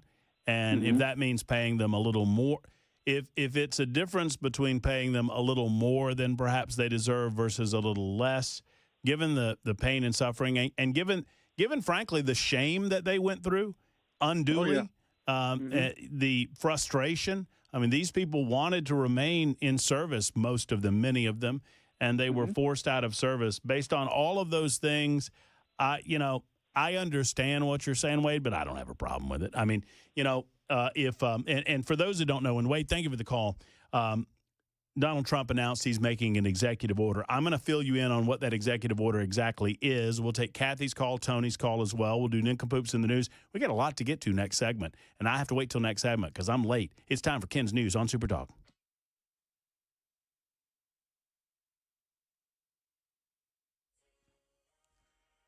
I'm Ken Weaver with your top stories. Got the full forecast and traffic in 5 minutes.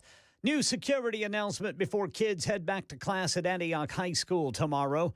Police Chief John Drakes announced a third SRO will be permanently assigned to Antioch High School starting tomorrow. It'll be the first high school with 3 SROs in Nashville, and it is in response to last week's deadly shooting.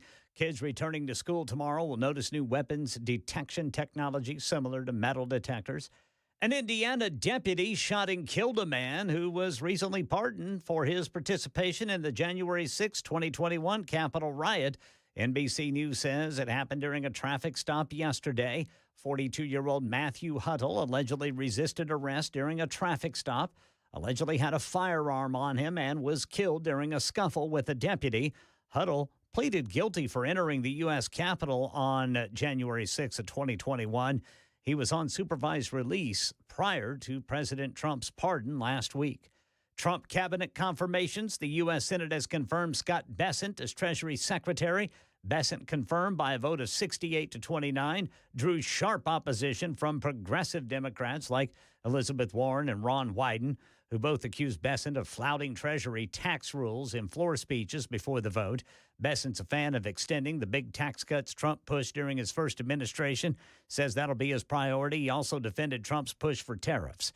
And a new Chinese artificial intelligence model sending ripple effects across Silicon Valley, Washington, D.C., and Wall Street. Tech stocks took a hit on the news that a Chinese research firm created an AI model that outperforms America's efforts for just a fraction of the cost. The R1 model, as it's known, comes from a company called DeepSeek, and it's causing many investors to question why America's tech firms need the billions that they're investing into their own AI. But Wedbush Securities' Dan Ives says DeepSeek is ultimately good for the industry. Competition's going to increase, but it does no in any way make us less bullish on the AI revolution. That's Mike Nabusky reporting, and the latest news, traffic, and weather next. I'm Ken Weaver, WTN News.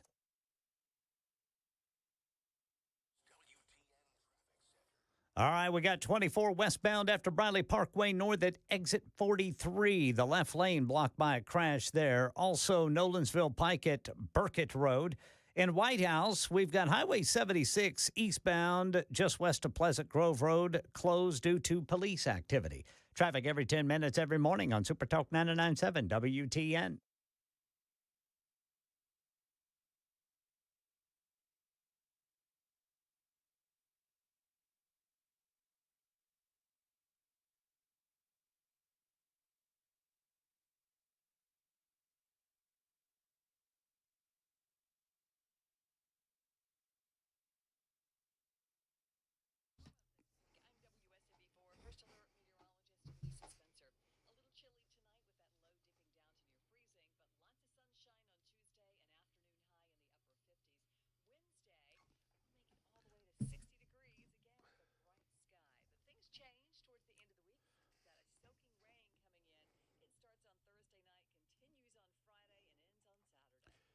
Hello, friends. It's Matt Murphy for the Glock Store. So I have been to the Glock Store and shot a full auto.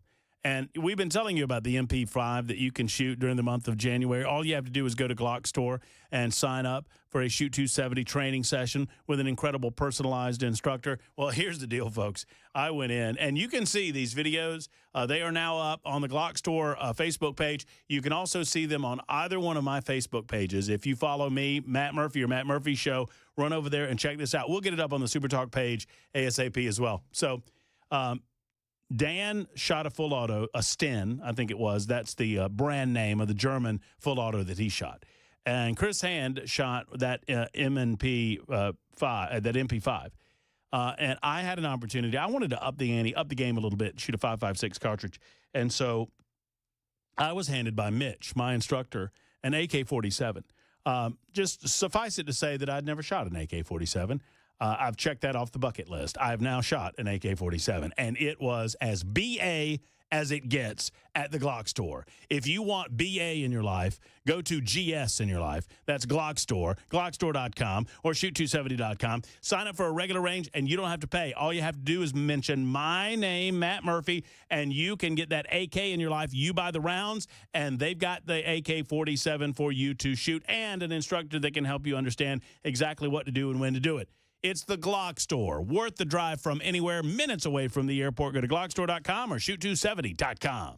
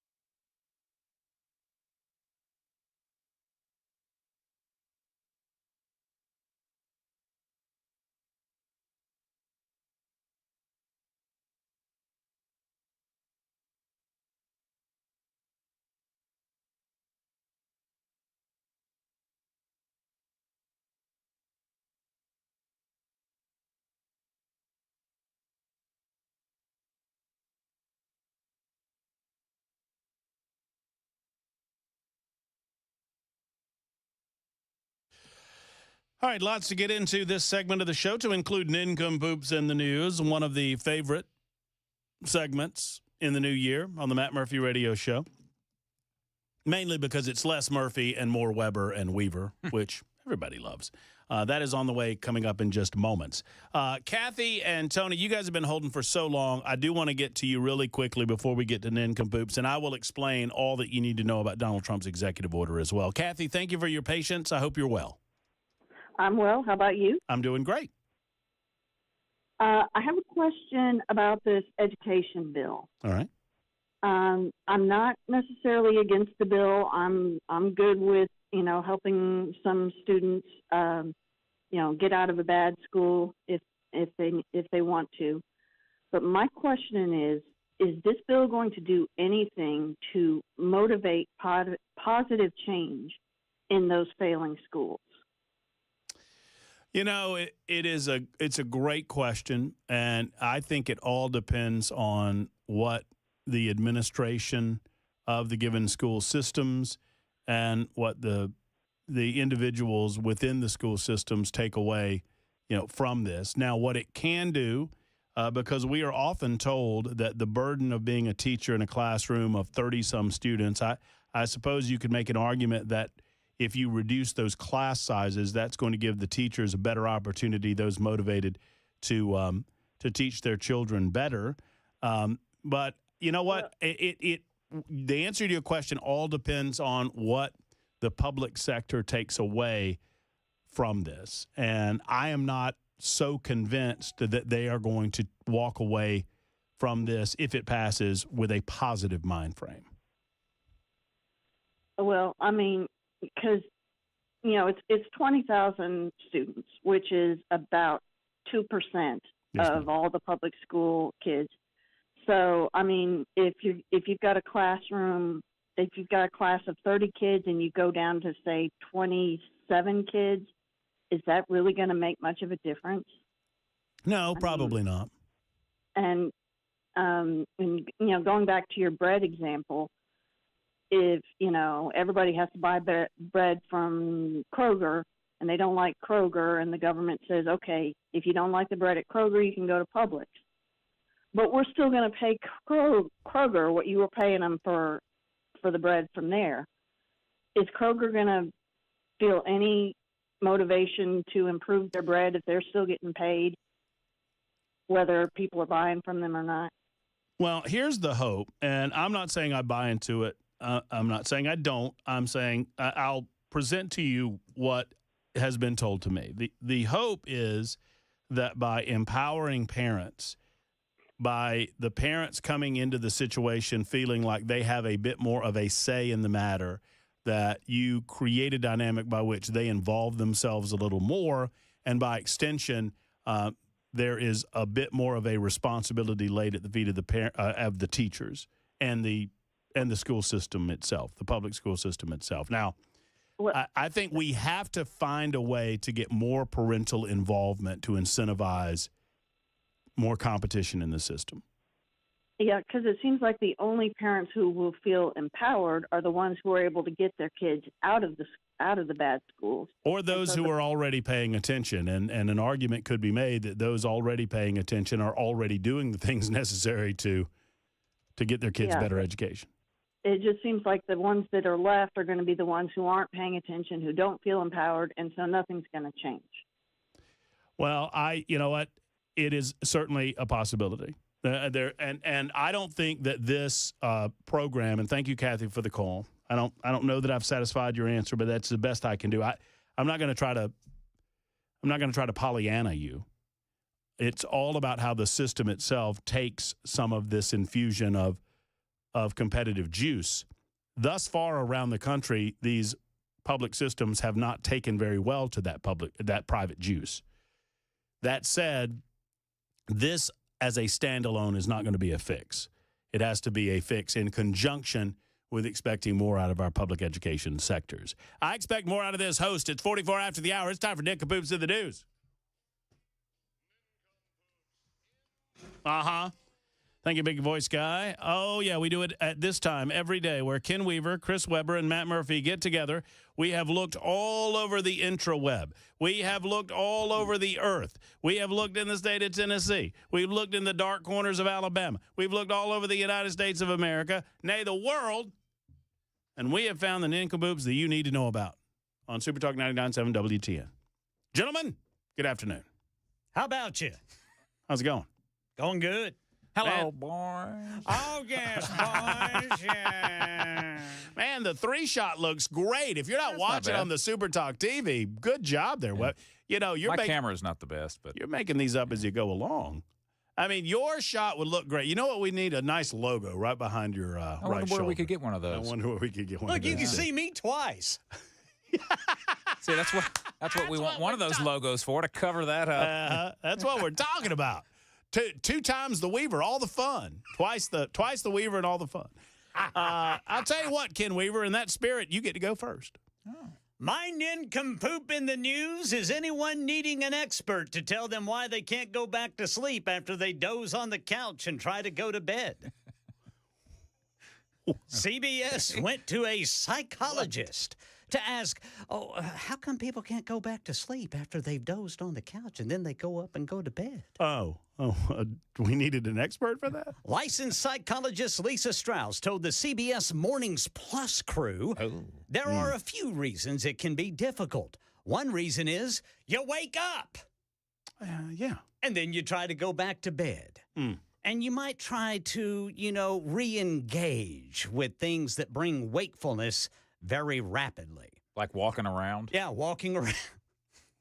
Walking around. Being awake. Yeah. She says... getting on your phone. Yeah, that you can get distracted with other things. Like, people give themselves all kinds of responsibilities to fulfill. They'll let the dog out and then back in again. Oh, no. They'll check their email.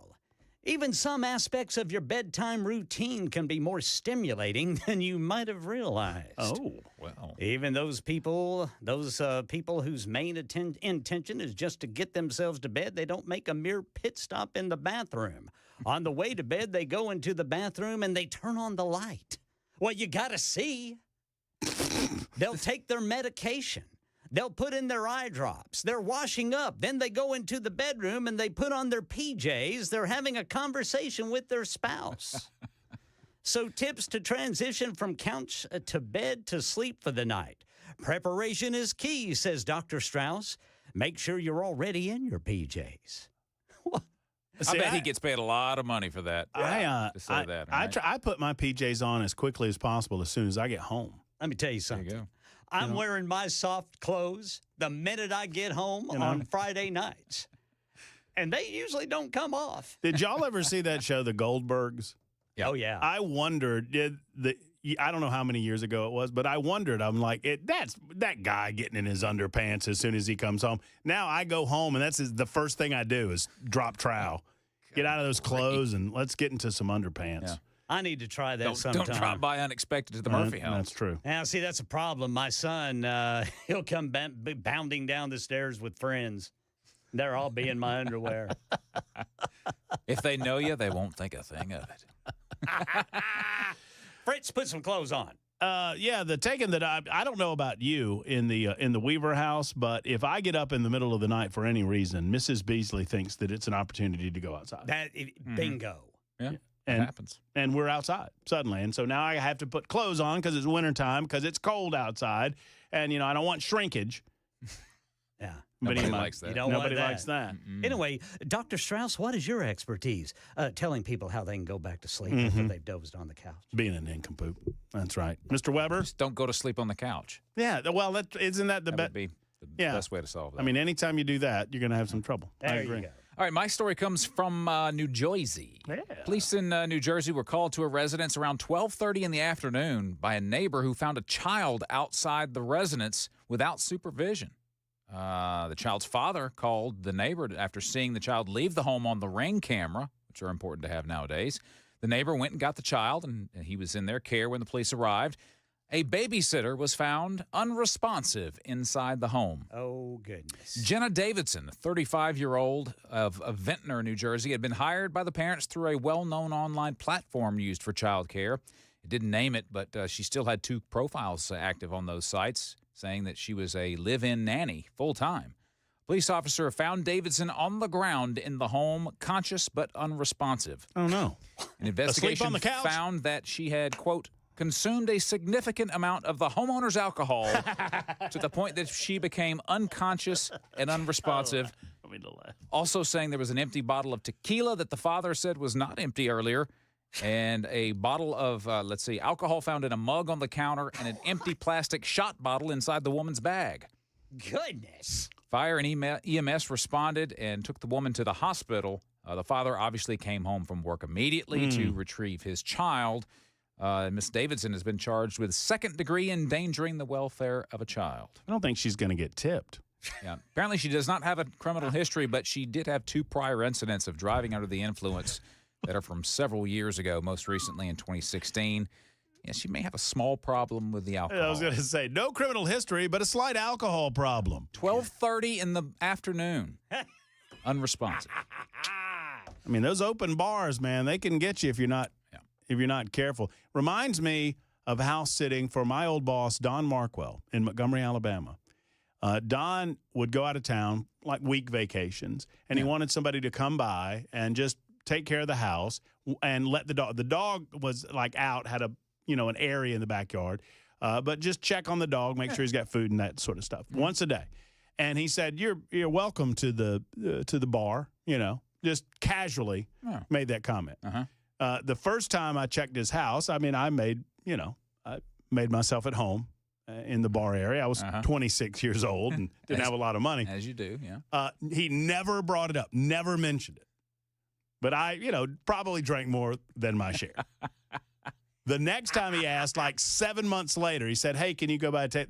I go by, and every bottle of alcohol in his bar area had about that much in it, had about an inch in it. He never said a word, but the message was received. Yep. You're welcome to this, too. All right, real quick, I know we've got to get my nincompoop is simple. And you know what?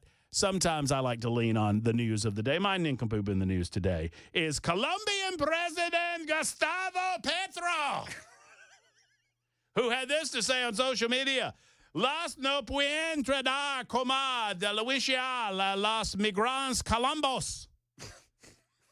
I don't. None of this is. If you speak it, I'm not. I'm just screwing it up. What's this guy saying? EU debe escalar de protocolo de dingo los migrantes antes que los rezando nosotros. I think you said the dingo ate your baby. The dingo. No. What I said was, you can't do this, Trump. So he told Trump what for. And Donald Trump on the golf course sent him basically a Truth Social that said, "Hey, bud, we're going to tariff you at 25%, and then a week from now we're going to tariff you at 50%. You might want to take your illegal alien criminals back to your home country." And within the hour, the Colombian president, Gustavo Petro, said, "We will send the plane." Never mind. See. Yes, that's right, kid. His next tweet, I just read you the first one. His next one was, "Si, senor." And he is my nincompoop in the news. Good one. You get to vote on nincompoops of the day by looking us up on the super text line 615-737-9986. Ken Weaver has a commanding lead in the overall standings. I'll let you know what those are momentarily. It's 53 after the hour on Super Talk.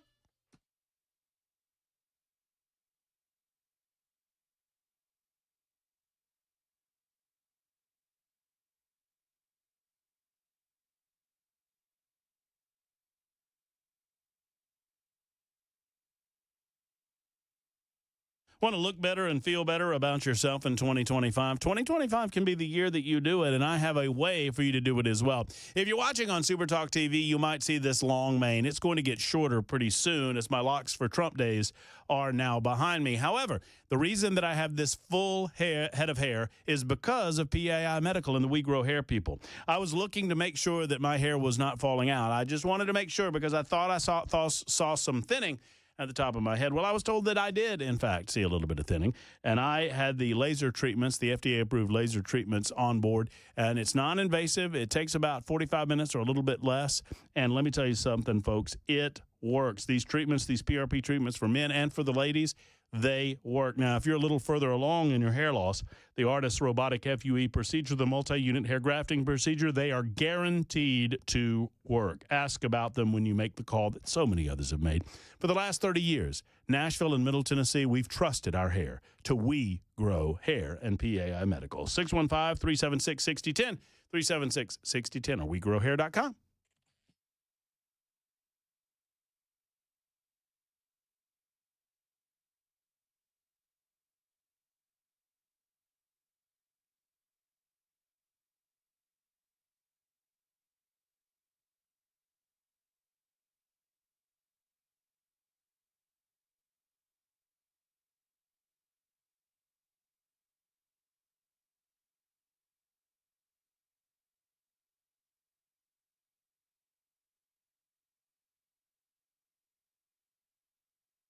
The Guaranteed Offer is the easiest way to sell your home. It's really simple. We bring you an all-cash offer. You close in as little as 21 days. No home inspections, No lockboxes, no open houses. Go to markspain.com to get a guaranteed offer and start packing.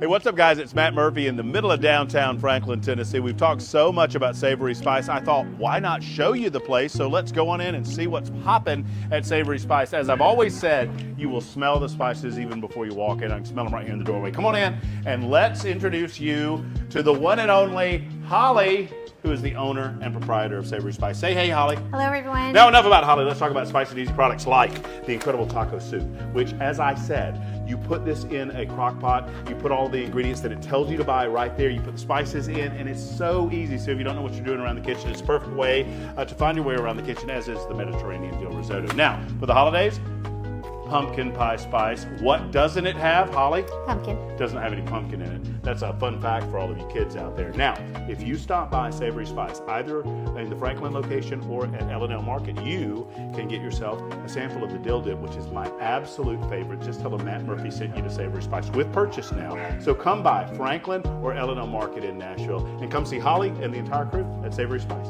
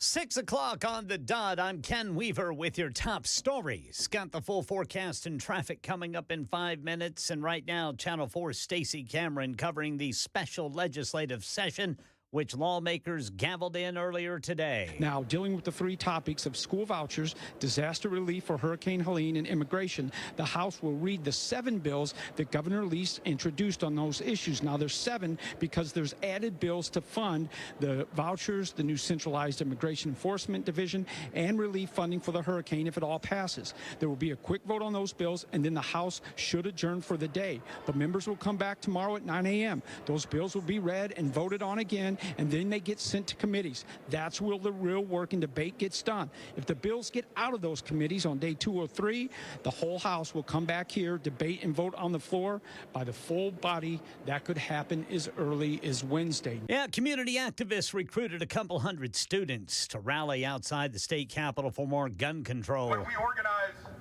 we win. All of this in the wake of the deadly Antioch High School shooting last week. Now, Chief John Drake today announced the addition of a third permanent school resource officer at Antioch High School effective tomorrow when kids go back to class. They'll also see new gun detection technology that has been installed since the shooting. By the way, that school shooter had been suspended 2 months before the attack for taking a box cutter to school and threatening a student.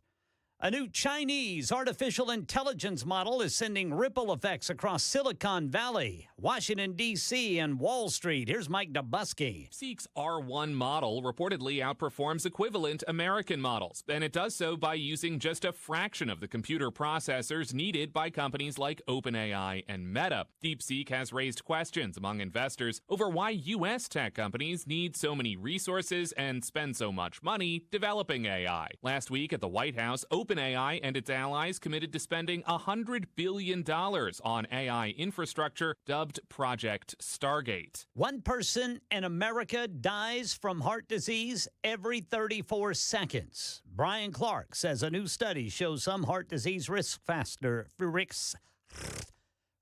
factors like high blood pressure are increasing. The American Heart Association's report says risk factors for heart disease like diabetes and obesity continue to rise. And that's bad news, says ABC chief medical correspondent Dr. Tara Narula. Cardiovascular disease kills more Americans than all forms of cancer and accidents combined. The cardiologist says that lifestyle changes like diet and exercise can make a difference. 80% of cardiovascular disease is preventable. Report says if this trend continues, U.S. health costs will rise 300% by 2050. That's the latest news. Traffic and weather next. I'm Ken Weaver, WTN News.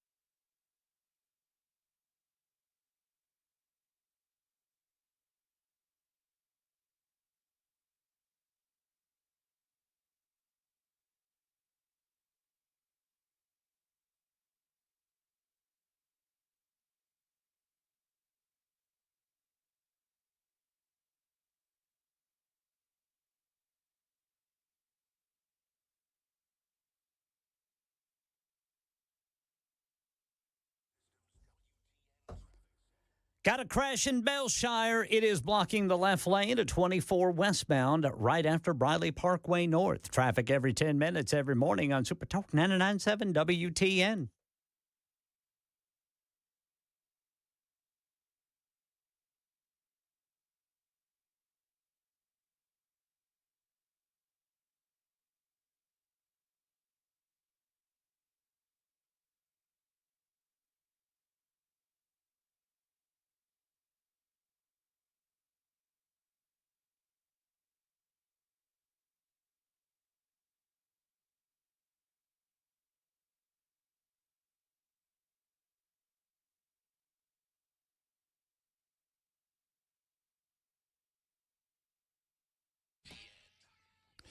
It is 5 after 6 o'clock. A good evening to you.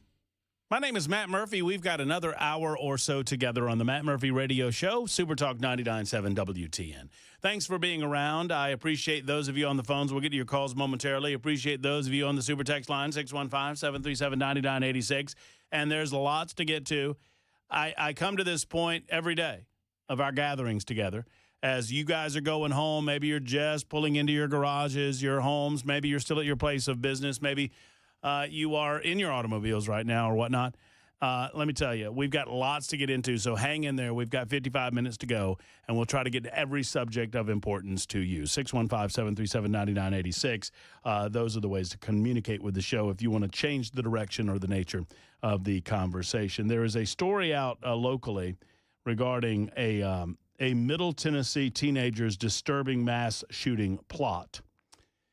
No, this is not having to do with the Antioch High School shooting of last week. This is yet another one that was uncovered by an FBI investigation. And, you know, we are right and ready to criticize the FBI when the FBI deserves it. We ought to be right and ready to offer kudos to the FBI when the FBI does something along these lines, and we'll get into that coming up in just a moment. In the meantime, we just had nincompoops in the news, and I'm happy to award points based on listener response. The point totals for today, Ken Weaver receives 24 points, Matt Murphy receives a banana, and Chris Weber receives -4 points. That's the way that went, so just updating you on. I don't know. I don't make the rules, guys. Y'all award the point, so I'm just delivering the point totals to you. So that means that Ken Weaver is ahead by some 1,000 or so points thus far. You mean somebody texted a banana? Yeah, that's right. I was awarded a banana. So that, I mean, once again, that's just those are the reports. An FBI investigation has revealed a middle school Tennessee teenager's plan to carry out a mass shooting last year. This, according to Fox 17. According to recently released documents, the FBI investigation looked into the owner of an Instagram account that was posting or sending messages to another user explaining that he or she was planning to conduct a mass shooting. Gunnar Fisher, an 18-year-old from Big Rock, Tennessee, who investigators believe to be the owner of the Instagram account, claimed to have purchased multiple weapons, including an AR-15, extended magazines for an AR-15, a rifle scope, a 12-gauge shotgun. They also say Fisher posted photos with these weapons and firearms, as well as a machete and a tactical vest. They then released chat records that the FBI reports show Fisher telling an unnamed individual on Instagram how he planned on carrying out the mass shooting. I will not go into some of those reports. You can read them for yourself if you so desire. There's a link at Fox 17 in Nashville. 6 months into the investigation in December, law enforcement interviewed Fisher at his home where he lived with his parents. During the interview, Fisher allegedly admitted to being fascinated by school shootings and mass shootings, told investigators he would conduct research by watching videos and recordings, citing that he loved live streams. Fisher said he talked about part of the reason, if you want to know, and let me just finish up the story and I'll tell you this. So investigators seized his cell phone. They then reviewed the contents of his cell phone. They discovered disturbing videos that he had been recording regarding his intentions and his targets, using nasty pejoratives for various groups of people. The FBI found a group chat where he and another unnamed person were discussing planning and carrying out a shooting. He posted a screenshot from Google Maps depicting a mosque. I mean, so this guy, it went beyond, quote unquote, fantasy with this individual. And the FBI investigation led to Fisher being taken into custody in December. He was charged with communicating a threat to commit mass violence. His hearing will be, tomorrow morning at 10 a.m. So you hear about seeing something, saying something. That's one part of this. And obviously, we don't want to live in a nanny state where the government has access to every movement and every thought and every spoken word. At the same time, when something rises to this level, it's pretty obvious that that's a powder keg ready to explode. We saw one of those powder kegs explode in Nashville at Covenant School not too long ago. We saw another powder keg explode to a lesser degree at Antioch High School just last week. Secondarily, we talk to you all the time about trying our best to report on these issues without sensationalizing them. And this is why, because this individual, by all accounts, and I'm choosing not to read some of the accounts from his journals and some of the accounts from his online presence, but by every account, he was fascinated, enamored with, and obsessed with individuals that had already carried out this type of behavior. What you try to do is balance an ability to talk about these things with a desire not to create copycat type scenarios, not to elevate the people involved in these cases to the point that they become heroes to mentally disturbed people. I don't know if Gunnar Fisher is mentally disturbed or not. He sounds it. He certainly does not comport himself with the basic rules of civilized society. And that's the best way that I can put it. At the same time, you don't know those things, and nor should we. We should not live our lives on edge, worried about sending someone with mental distress over the edge. At the same time, we do what we can. And so I understand that we have to report the news. We report on these matters, and we come back to you with good and what I hope to be productive conversation about them. But I don't say their names. I don't say their names because I don't want to elevate their names to a status by which some ne'er-do-well like this is looking up at them as some sort of hero figure, because that's the last thing that they are. They're evil incarnate on earth. 615-737-9986. Tony, you are next in Nash. Thank you for your patience, Tony. The floor is yours, sir. How are you? Oh, everything's good. My wife likes me again today. Well, that's nice, Tony. I mean, it's a good day. Would you buy her flowers? No, she just liked me today. Oh. I got to find out what I did so I can keep it going. When you, hey, Tony, when you find out, would you let Ken Weaver and Chris Webber and Matt Murphy know? Would you do that for us? Would you let us know? I most certainly will. We need all the help we can get.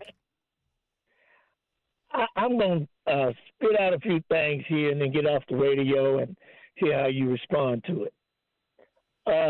Number one is, if I was president and my son was even in the type of trouble that Hunter Biden is in, that's my son, and I had the power to give him a second chance, I wouldn't lie about it. Wouldn't be no reason to lie about it, because that's my son. Number two is Donald Trump. He said what he was going to do all the way through his campaign. And then when he did it, then everybody want to jump up and down. Well, he did the way he told you he was going to do it. So evidently there's no value in truth to these folks. Then we rewind it back to Joe Biden. If I make a mistake, please let me know. I don't want to say anything wrong. Is that one of those Capitol Police shot an unarmed woman to death in the Capitol, and Joe Biden pardoned this police officer, if I'm not mistaken. Nobody said nothing about that. Then he turned around and pardoned a Chinese foreign national, was a hardened pornographer. I guess China wanted him back. So that let you know that he was compromised to China. But all of these things, and then as far as the school choice is concerned, people are talking about how much it's going to cost the taxpayers. I don't care if they stay in the same school or they choose another school, we still got to pay for it. So what's the problem here? So what I'm saying is that they talk about one thing, but they don't talk about the other. And they talk about, now don't get me wrong, some of the people that both of them pardoned was questionable. But if you're going to talk about one, talk about the other. We haven't heard anything about these bad characters that Joe Biden pardoned. So I'm going to shut up and get off the air and listen to you. Well, Tony, thank you for the call, and you call again anytime. And when you figure it out on the home front, you let Weaver and Weber and Murphy know, would you? Like I say, we need all the help we can get. When you find out why you're in good graces with the missus, I mean, hell, let the entire audience know. I bet you there are others that could use it too. I do not recall, and if I missed it, I apologize. In the bevy of pardons offered at the last moments of his presidency, I do not recall that Joe Biden pardoned the police officer that shot and killed Ashley Babbitt in the U.S. Capitol. If that happened, then I apologize for missing it. And I'm certain that a super texter or a caller will alert us to that. I do know that Joe Biden pardoned Dr. Anthony Fauci preemptively, pardoned Mark Milley, retired general, preemptively, pardoned all of the House members that investigated the January 6th attack on the Capitol preemptively. He also pardoned just about every member of his immediate family that could have any possible ties to Joe Biden's criminal activity while vice president and after his vice presidency with his son Hunter. And I say criminal activity because I believe that's what it was. I believe that they were engaged in a criminal conspiracy to parlay his influence in government to generate money for them, using that influence to put them together with people that would financially benefit these entities, to include Chinese nationals, to include the Ukrainians, and other foreign nationalities and companies. Joe Biden did a lot of that. And Joe Biden pardoned a lot of people that did not deserve pardons. Joe Biden pardoned people that had killed FBI agents. Joe Biden pardoned people that had killed other people. To my knowledge, Donald Trump has pardoned no one that has killed someone. Here's what Donald Trump has also done in the last week. He did those up front. And yes, you're right, Tony. He campaigned on this matter. He's also arrested 1,179 foreign individuals that are in this country illegally and that have committed illegal acts through the Immigrations and Customs Enforcement Office, known as ICE. Tom Homan's doing that. So that is a daily tally of statistics regarding activity that is going on as we speak to make America a safer place and a better place. So I don't know that he did that with regard to the police officer. It would not surprise me if that were the case. But I guess it would surprise me in as much as I feel like I would have known about it. I would have read about it. I would think that would be front page news, just as Fauci, Milley, and others were front page news, and the Biden family. There's a big question in front of us regarding preemptive pardoning and whether or not that's something that we as an American society want to see continue. Tony started his call by saying that if I had a son and my son was being accused or perhaps guilty of certain things, I can understand that. I don't have any children. So I don't know the feelings that go into that. But I have a brother, I have a sister, I have a family.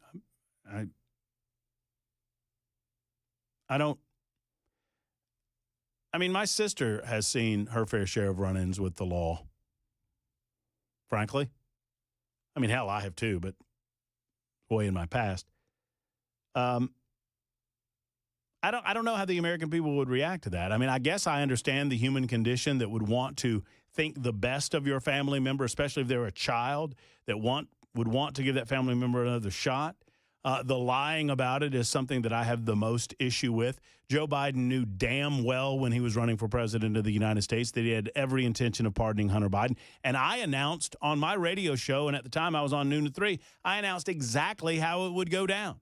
As soon as Joe Biden, I said, as soon as Joe Biden wins or loses the presidency, or in the aftermath of his disastrous debate performance, I said, as soon as Joe Biden is no longer a candidate for president, as soon as the cake is in the oven, so to speak, with regard to who's going to be the next president, he's going to pardon his son. There is no question that he will not do so. And I don't care how many times he says that he will not do so, because Joe Biden is not a moral person. And so lying about it, he justifies in his mind the lie by suggesting that it's for the better good with regard to his political party and their political future. And he'll say all he wants, oh, no, at the time, I didn't know all of the information. It's just a bunch of Bravo Sierra. He knew exactly what he was going to do. Part of the reason that the Democrats lost the presidency, part of the reason that they lost the Senate, part of the reason that they lost so, dare I say, hugely in November is a result of the American people having a belly full of the lying. We're just sick of it. I hope that answers your question, Tony, and thank you for it. 21 after the hour on Super Talk 99.7 WTN.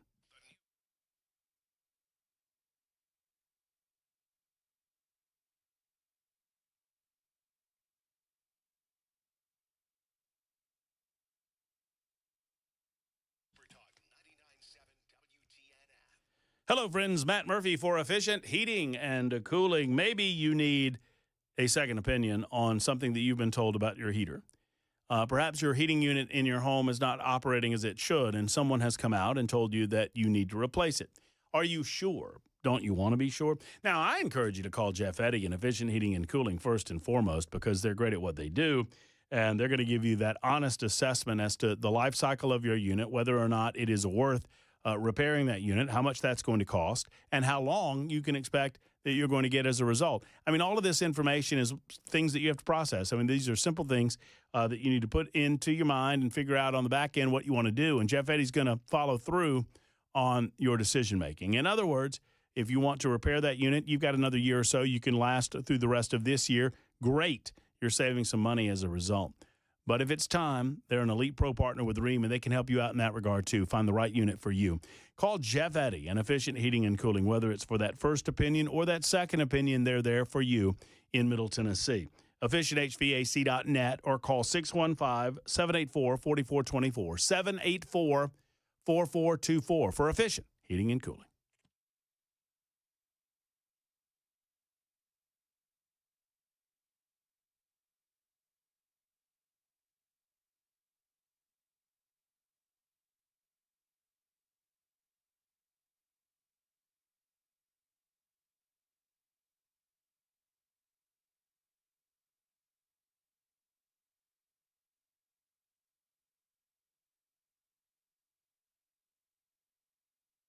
The guaranteed offer is the easiest way to sell your home.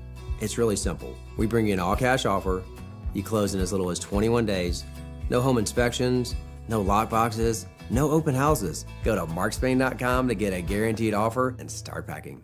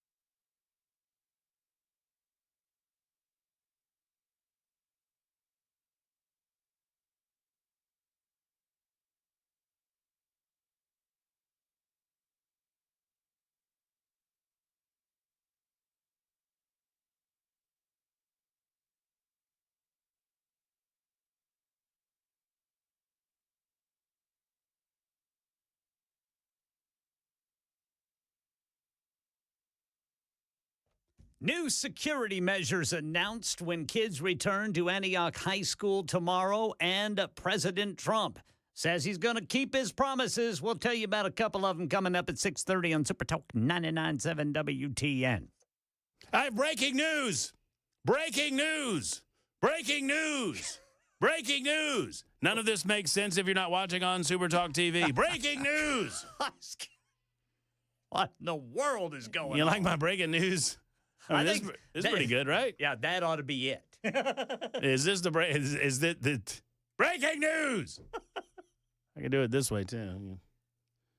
Anyway, all right. I got some breaking news. Donald Trump is offering some more executive orders. I can't go back and turn the lights back on while the breaking news is going on. Okay, so here's the breaking news. Let me get to it. It's hard to do that and this at the same time. Donald Trump has announced some new executive orders coming up in just mere moments or days. I think I got it. Here he is. This is from. And in a little while, I'll be signing 4 new executive orders. First is that I'm directing our new Secretary of Defense, Pete Hegseth, who's going to be great, by the way. Thank you for the support. Thank you very much for the support. You really did support him greatly. I think he's going to be fantastic. I know him very well. I think he's going to be fantastic. He's what we need to immediately begin the construction of a state-of-the-art Iron Dome missile defense shield, which will be able to protect Americans. You know, we protect other countries, but we don't protect ourselves. And when Ronald Reagan wanted to do it many years ago, luckily we didn't. We didn't have the technology then. It was a concept, but we didn't. Now we have phenomenal technology. You see that with Israel. We're out of 319 rockets. They knocked down just about every one of them. So I think the United States is entitled to that, and everything will be made right here in the USA, 100%.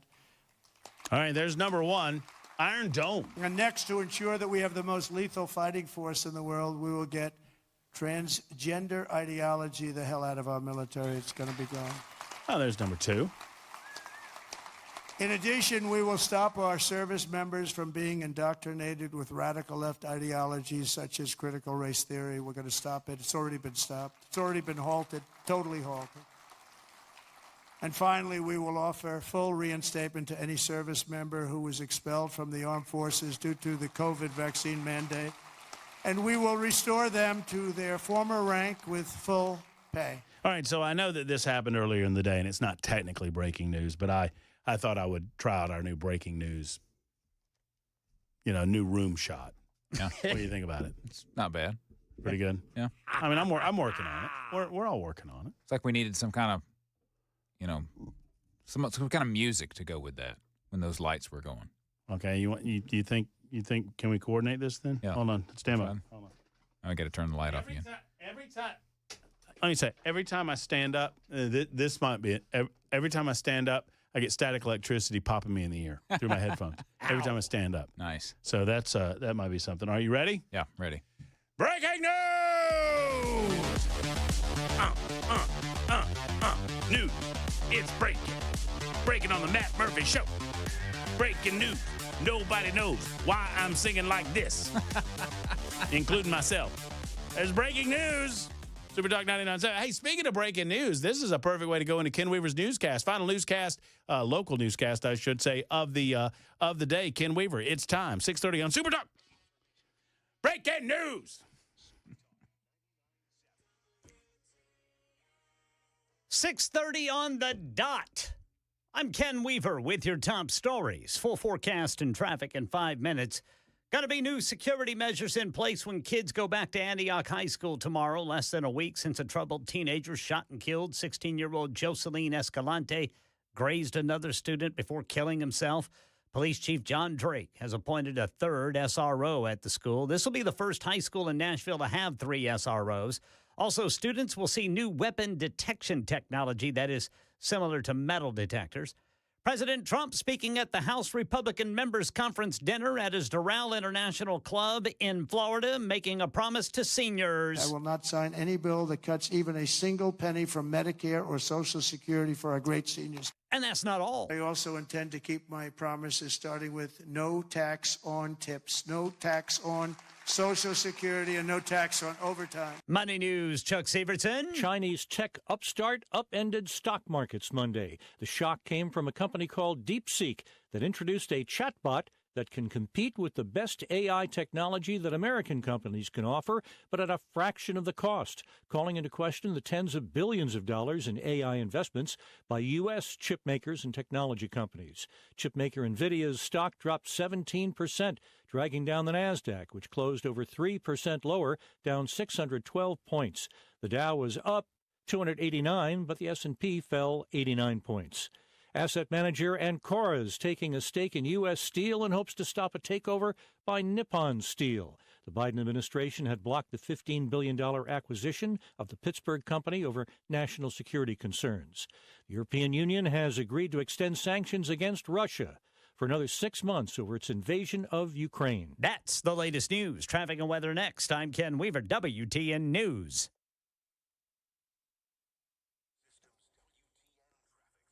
Picking up some crashes. Got the right 2 lanes blocked, 65 northbound, right before Vietnam Veterans Boulevard. That is stop-and-go traffic starting at Old Hickory Boulevard. Closed due to police activity in White House, Highway 76 eastbound, just west of Pleasant Grove Road. And a crash, 24 downtown westbound, right there at 65. That is the north split. Traffic every 10 minutes every morning on Super Talk 99.7 WTN.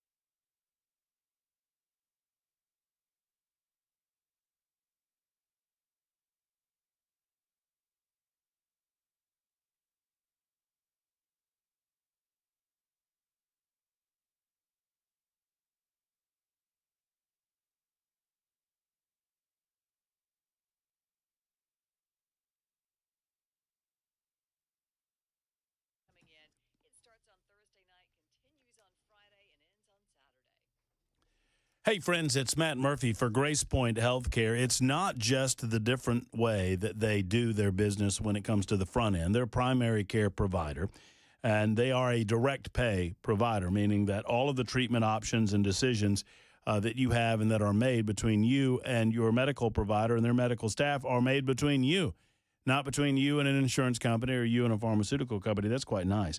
But it's also the way that they treat the body that I so appreciate.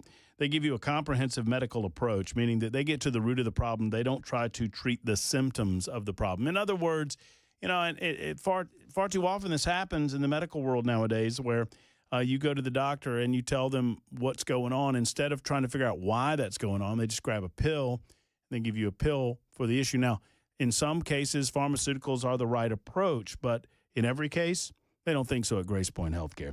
Grace Point Healthcare is a military veteran-owned practice. I love that about them. Patients are treated naturally whenever possible. I love that about them. They believe that vaccinations are a personal choice between you and your provider, and they're happy to talk to you about the different options that you have. And I love that about them. And I love that they're in the heart of Franklin and ready to serve you with same-day or next-day service. 599-6868. Call for more questions or concerns or to schedule an appointment today. 599-6868. Modern medicine delivered the old-fashioned way. Grace Point Healthcare.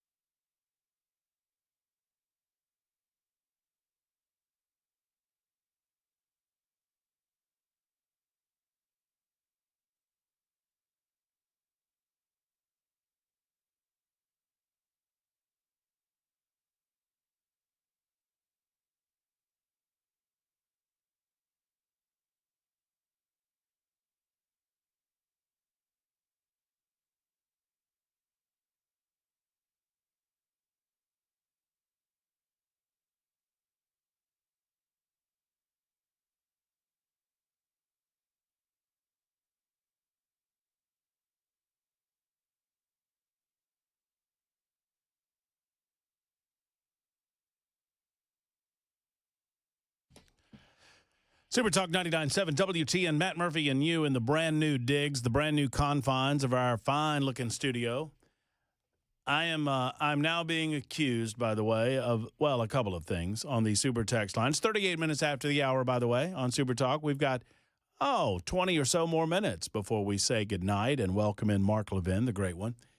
So I'm being accused on the Super Text line of catering to the viewing audience at the expense of the listening audience during the last segment when we debuted breaking news, which included flashy lights and great music. Yeah. Maybe I was. And that's why we appreciate the fact that Chris Webber is the best executive producer in the business, because that was his, when he came in and said, hey, you missed a part of that, this music, that's Chris's way of saying, hey, might want to include the listening audience too. So Thank you, Weber. I appreciate it. And not calling his host down. Secondarily, yes, that's exactly what we were doing. We were trying to get you over the Super Talk television side of things so you can just take a little look at the new friendly confines of Matt Murphy. And, Nashville's Morning News with Dan Mandis is here. I think Dan's going to be pleased with the multiple improvements that have been made since his show this morning. That there have been improvements made since? Apparently, yeah. These two lights are here. Those weren't here this morning. Very nice. And I think there's been some repositioning. There was a learning curve. He was the first out of the gate, man. Yeah, it's going to take a few days. That's kind of what happens. And you got to figure out where you are and, what kind of colors you want. I think this color would be nice for Mandis in the background. You like that? Yeah, I think that's good. Kind of fits his personality. Am I supposed to shut all this stuff down? I don't know. I don't. Nobody told me. Normally I just turn out the lights and leave. So I don't know what I'm supposed to do. Whatever. We'll figure it out together. So one way or the other, we promise.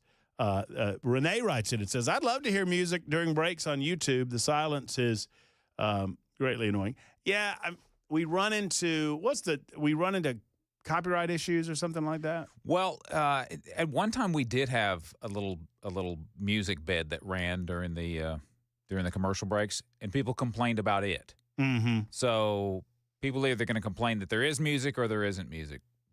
So we can't win. Right. So you're on a completely different feed if you're watching on Super Talk TV, YouTube, Facebook, Twitter, Twitch. I will agree because when I'm watching Dan in the mornings and I'm, getting my day going. And, typically my habits are that I will get up and I'll, get a cup of coffee or whatever and let the dogs go out and, do the basic stuff that you do in the morning. And then when I get into the office, I flip on the television and tune in as opposed to tune in on the radio. Mm-hmm. And I will admit that I think the silence makes the breaks seem longer. I would agree with that. Than they actually are. Mm-hmm. And I would love, but I don't get to make those types of big money decisions. I would have a little music in the background too. See, that was my idea. I'm the one that put the music in there in the first place, and then I was told to remove it. Oh, so could we just slip it in there for our show? I'm not touching a thing. Oh, dadgummit. Can I do it? And we pretend that we didn't have this conversation, or what do you think? I don't think you can try it. I don't think that's going to work, though. I don't think it's going to work either. 2529 says, I believe it was bird and nature sounds. Does that sound right? I don't know. Yeah, at one time there was a little nature sound. Sally says, I drive from 6 a.m. to 7 p.m. DOT frowns on me watching television. Well, Sally, I can understand that. You're missing out. I would encourage you, if you're driving all day from 6 a.m. to 7 p.m., when you get home, after a long, hard day of driving and doing whatever you're doing, I would encourage you to go back and watch a little of this on television. Yeah, just see what you missed. Just to, see what's up. You can see my fetching green sweater that everybody's so jealous of. Yeah, we love that. It's got the elbow patches. The fuzzy gray patches. Yeah. That's right, like I'm a very professorial in nature. Donald Trump, all right, let's back to a few things that we need to get to before we say goodbye to the day. Donald Trump and his vice president have had a whirlwind of a week. The liberals, one of my favorite parts of the week, and you can scour social media and find these examples. I have a few up and running at Matt Murphy Show. If you want to go and join me on the X machine, I don't know why, but I gain I'm not complaining about followers, but I gain 15 and I lose 6. I'm bound to offend some of the liberals that try to give me an opportunity, but one way or the other, you're invited to be a part. I know that you're a hard-hearted person, or a strong-hearted person, I should say, and so you can hang in there. But if you follow me at Matt Murphy Show, you'll see some examples of what I'm talking about. The mayor of my former town, Birmingham, Alabama, weighed in because he's become somewhat of a darling on MSNBC and like-minded leftist television outfits, in as much as he's pushing back. He's a sanctuary city and proud of it. And he's also a city where they have seen more per capita murders than just about any other city in the United States of America. I'm talking about Birmingham, Alabama. And the mayor's Randall Woodfin. And Randall was he was so cute. And so many liberals have done this. And I can just count them all. Margaret Brennan was one of them over at CBS News. Want to know, what's the price of eggs? Why aren't egg prices going down? I thought he was going to solve egg prices. Margaret Brennan even went so far as, and you talked about bacon on the campaign trail. They think they're so cute when they do this. That's right. Have you noticed that after 4 years of insisting the economy was in great shape, after 4 years of telling us there's nothing to worry about, and after most of that time simultaneously not only telling us the economy was in great shape, but also telling us that the president of the United States can't just snap his fingers and wave a magic wand and fix inflation, it's going to take time. 4 years, people like Margaret Brennan. 4 years, people like Randall Woodfin told us, it's going to take time, Matt. It just takes time, and he's got his Inflation Reduction Act, and all you have to do is wait. And if you just wait on it, it's going to get better. And it never really got better. I mean, the free market is incredible. The free market avoids most of the pitfalls placed in front of it by socialists who were in Washington, D.C., running the Biden administration that was.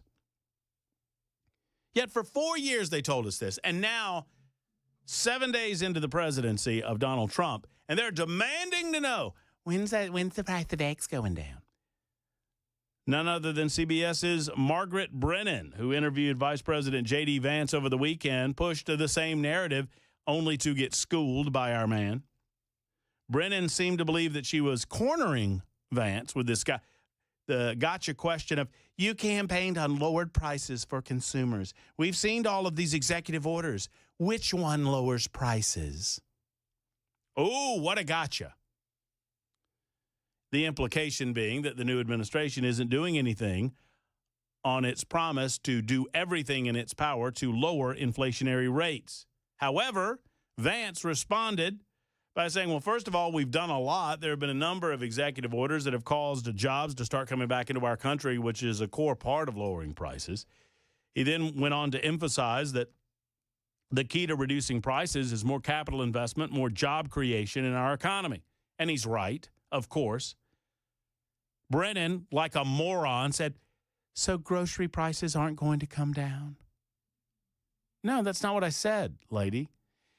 When Margaret Brennan speaks, and J.D. Vance has said, of course they're going to come down. It's going to take a little bit of time. The president has been president for all of 5 days. I think in those 5 days, he's accomplished more than Joe Biden did in 4 years. It's been an incredible breakneck pace of activity. And of course, J.D. Vance is correct. Of course, Margaret Brennan sounds like a boob. And let me explain why. It's not just because she is. Liberals demonstrate their economic illiteracy when they pose questions like this, and they think they're so smart. When are prices going to come down?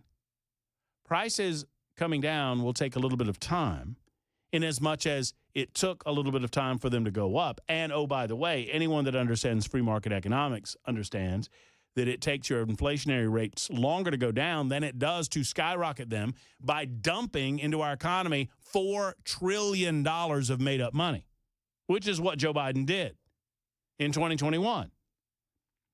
$4 trillion of free money, fake money. Plus, simultaneous to that, you decided to shut down the means of production for a while, then you opened it back up, re COVID-19. The economy does not include with it magic buttons controlled by the President of the United States of America, nor would we want it to, because that's not a free market economy.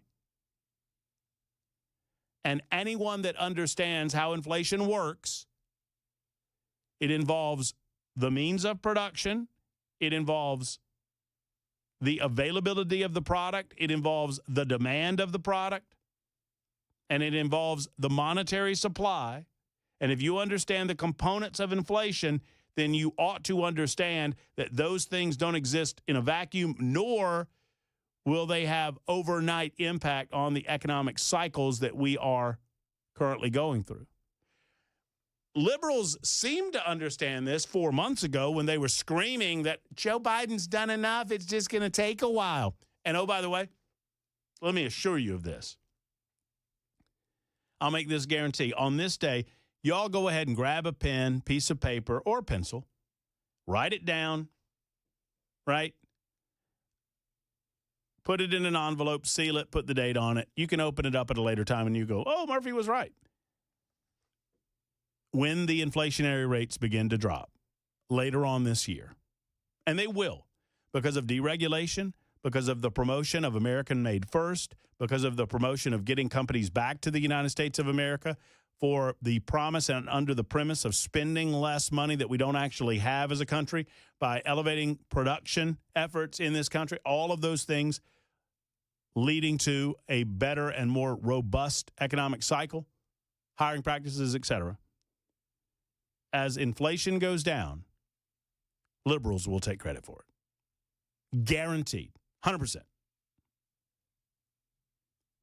April, May, June, when we see these cycles happening, when the leftist media networks that have decided they hate Donald Trump and will never give him credit for anything that he does, positive or otherwise, for this United States of America, they will say that Joe Biden was responsible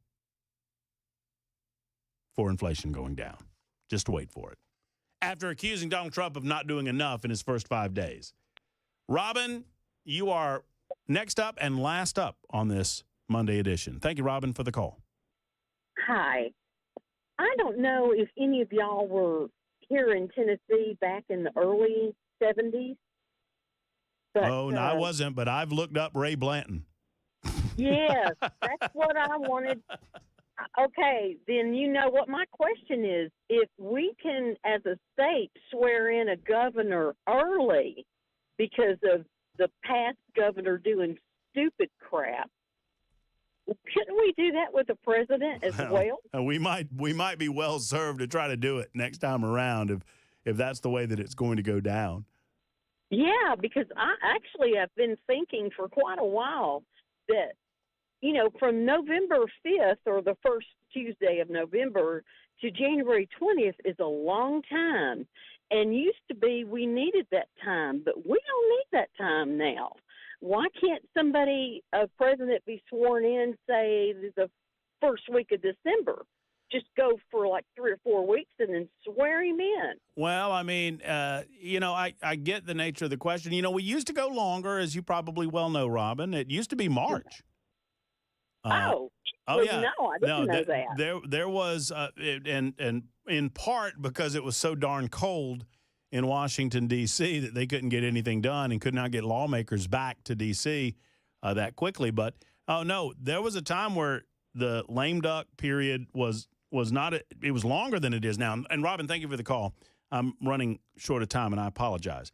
So it was November to March. And I want to say the first Monday in March. That feels about right. I could be wrong. Don't fact check me on that. So it used to be longer. In the modern era, I could easily see a case to be made for drawing it back and cranking it up at the 1st of January or whatever. I mean, I understand the nature of the transition and wanting to get to the end of the year as well. If you don't know the backstory of Governor Ray Blanton, I don't have time for it now, but it's fascinating. Ray Blanton was selling pardons so fast and furious, they decided to swear in the new governor early to stop him from selling pardons. That's the way they had to handle it. It's 52 after the hour. We're going to wrap things up, handle our business, and finish up for this Monday edition on Super Talk 99.7 WTN.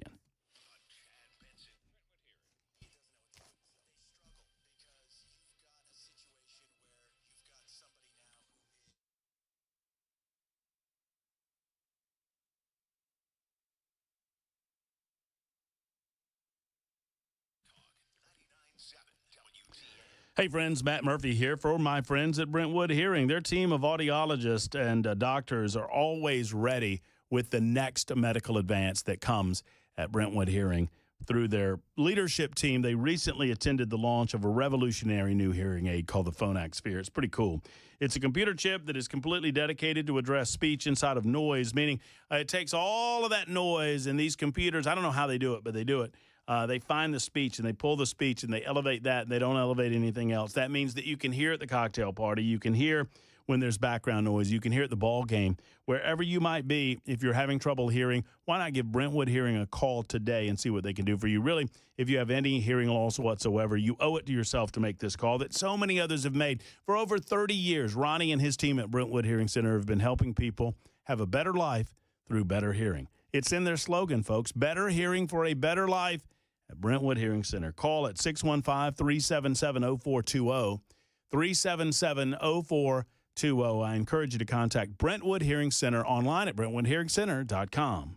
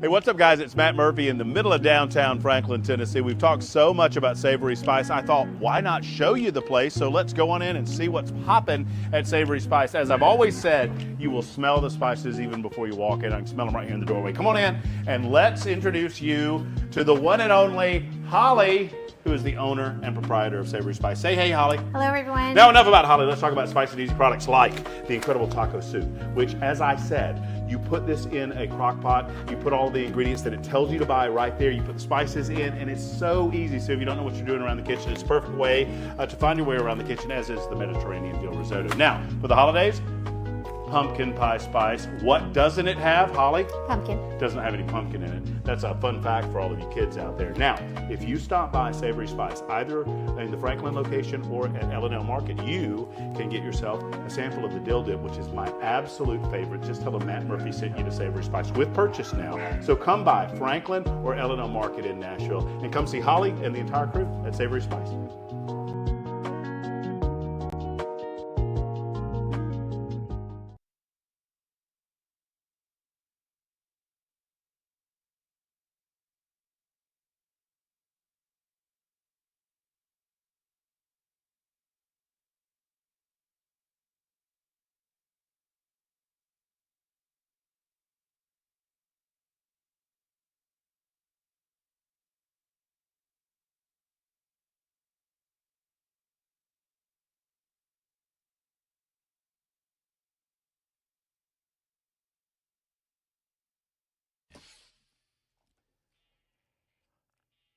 Winding down our Monday edition, if you utilize me on social media platforms like Facebook, Matt Murphy Show, I'm full on Matt Murphy, and so the Matt Murphy Show side, it really is a mirror reflection of my personal page. And then there's at Matt Murphy Show on the X machine. If you find me there, you'll find a couple of videos on the immigration front where a bunch of people are in America protesting the ICE raids by waving Mexican flags. I don't think that's going to turn out the way that you think it should turn out. Also, thanks to Cameron Smith. He's in for me tomorrow. I am out. We got a little procedure for our Munson, Larry Munson, going under the knife. Yeah. And so we're worried about that. But everything should be just fine. I'll keep you up to date on social media platforms. Thanks to Cameron for joining us tomorrow. Chris will be here. Ken will be here. I hope you're here as well. Until next time, so long, everybody.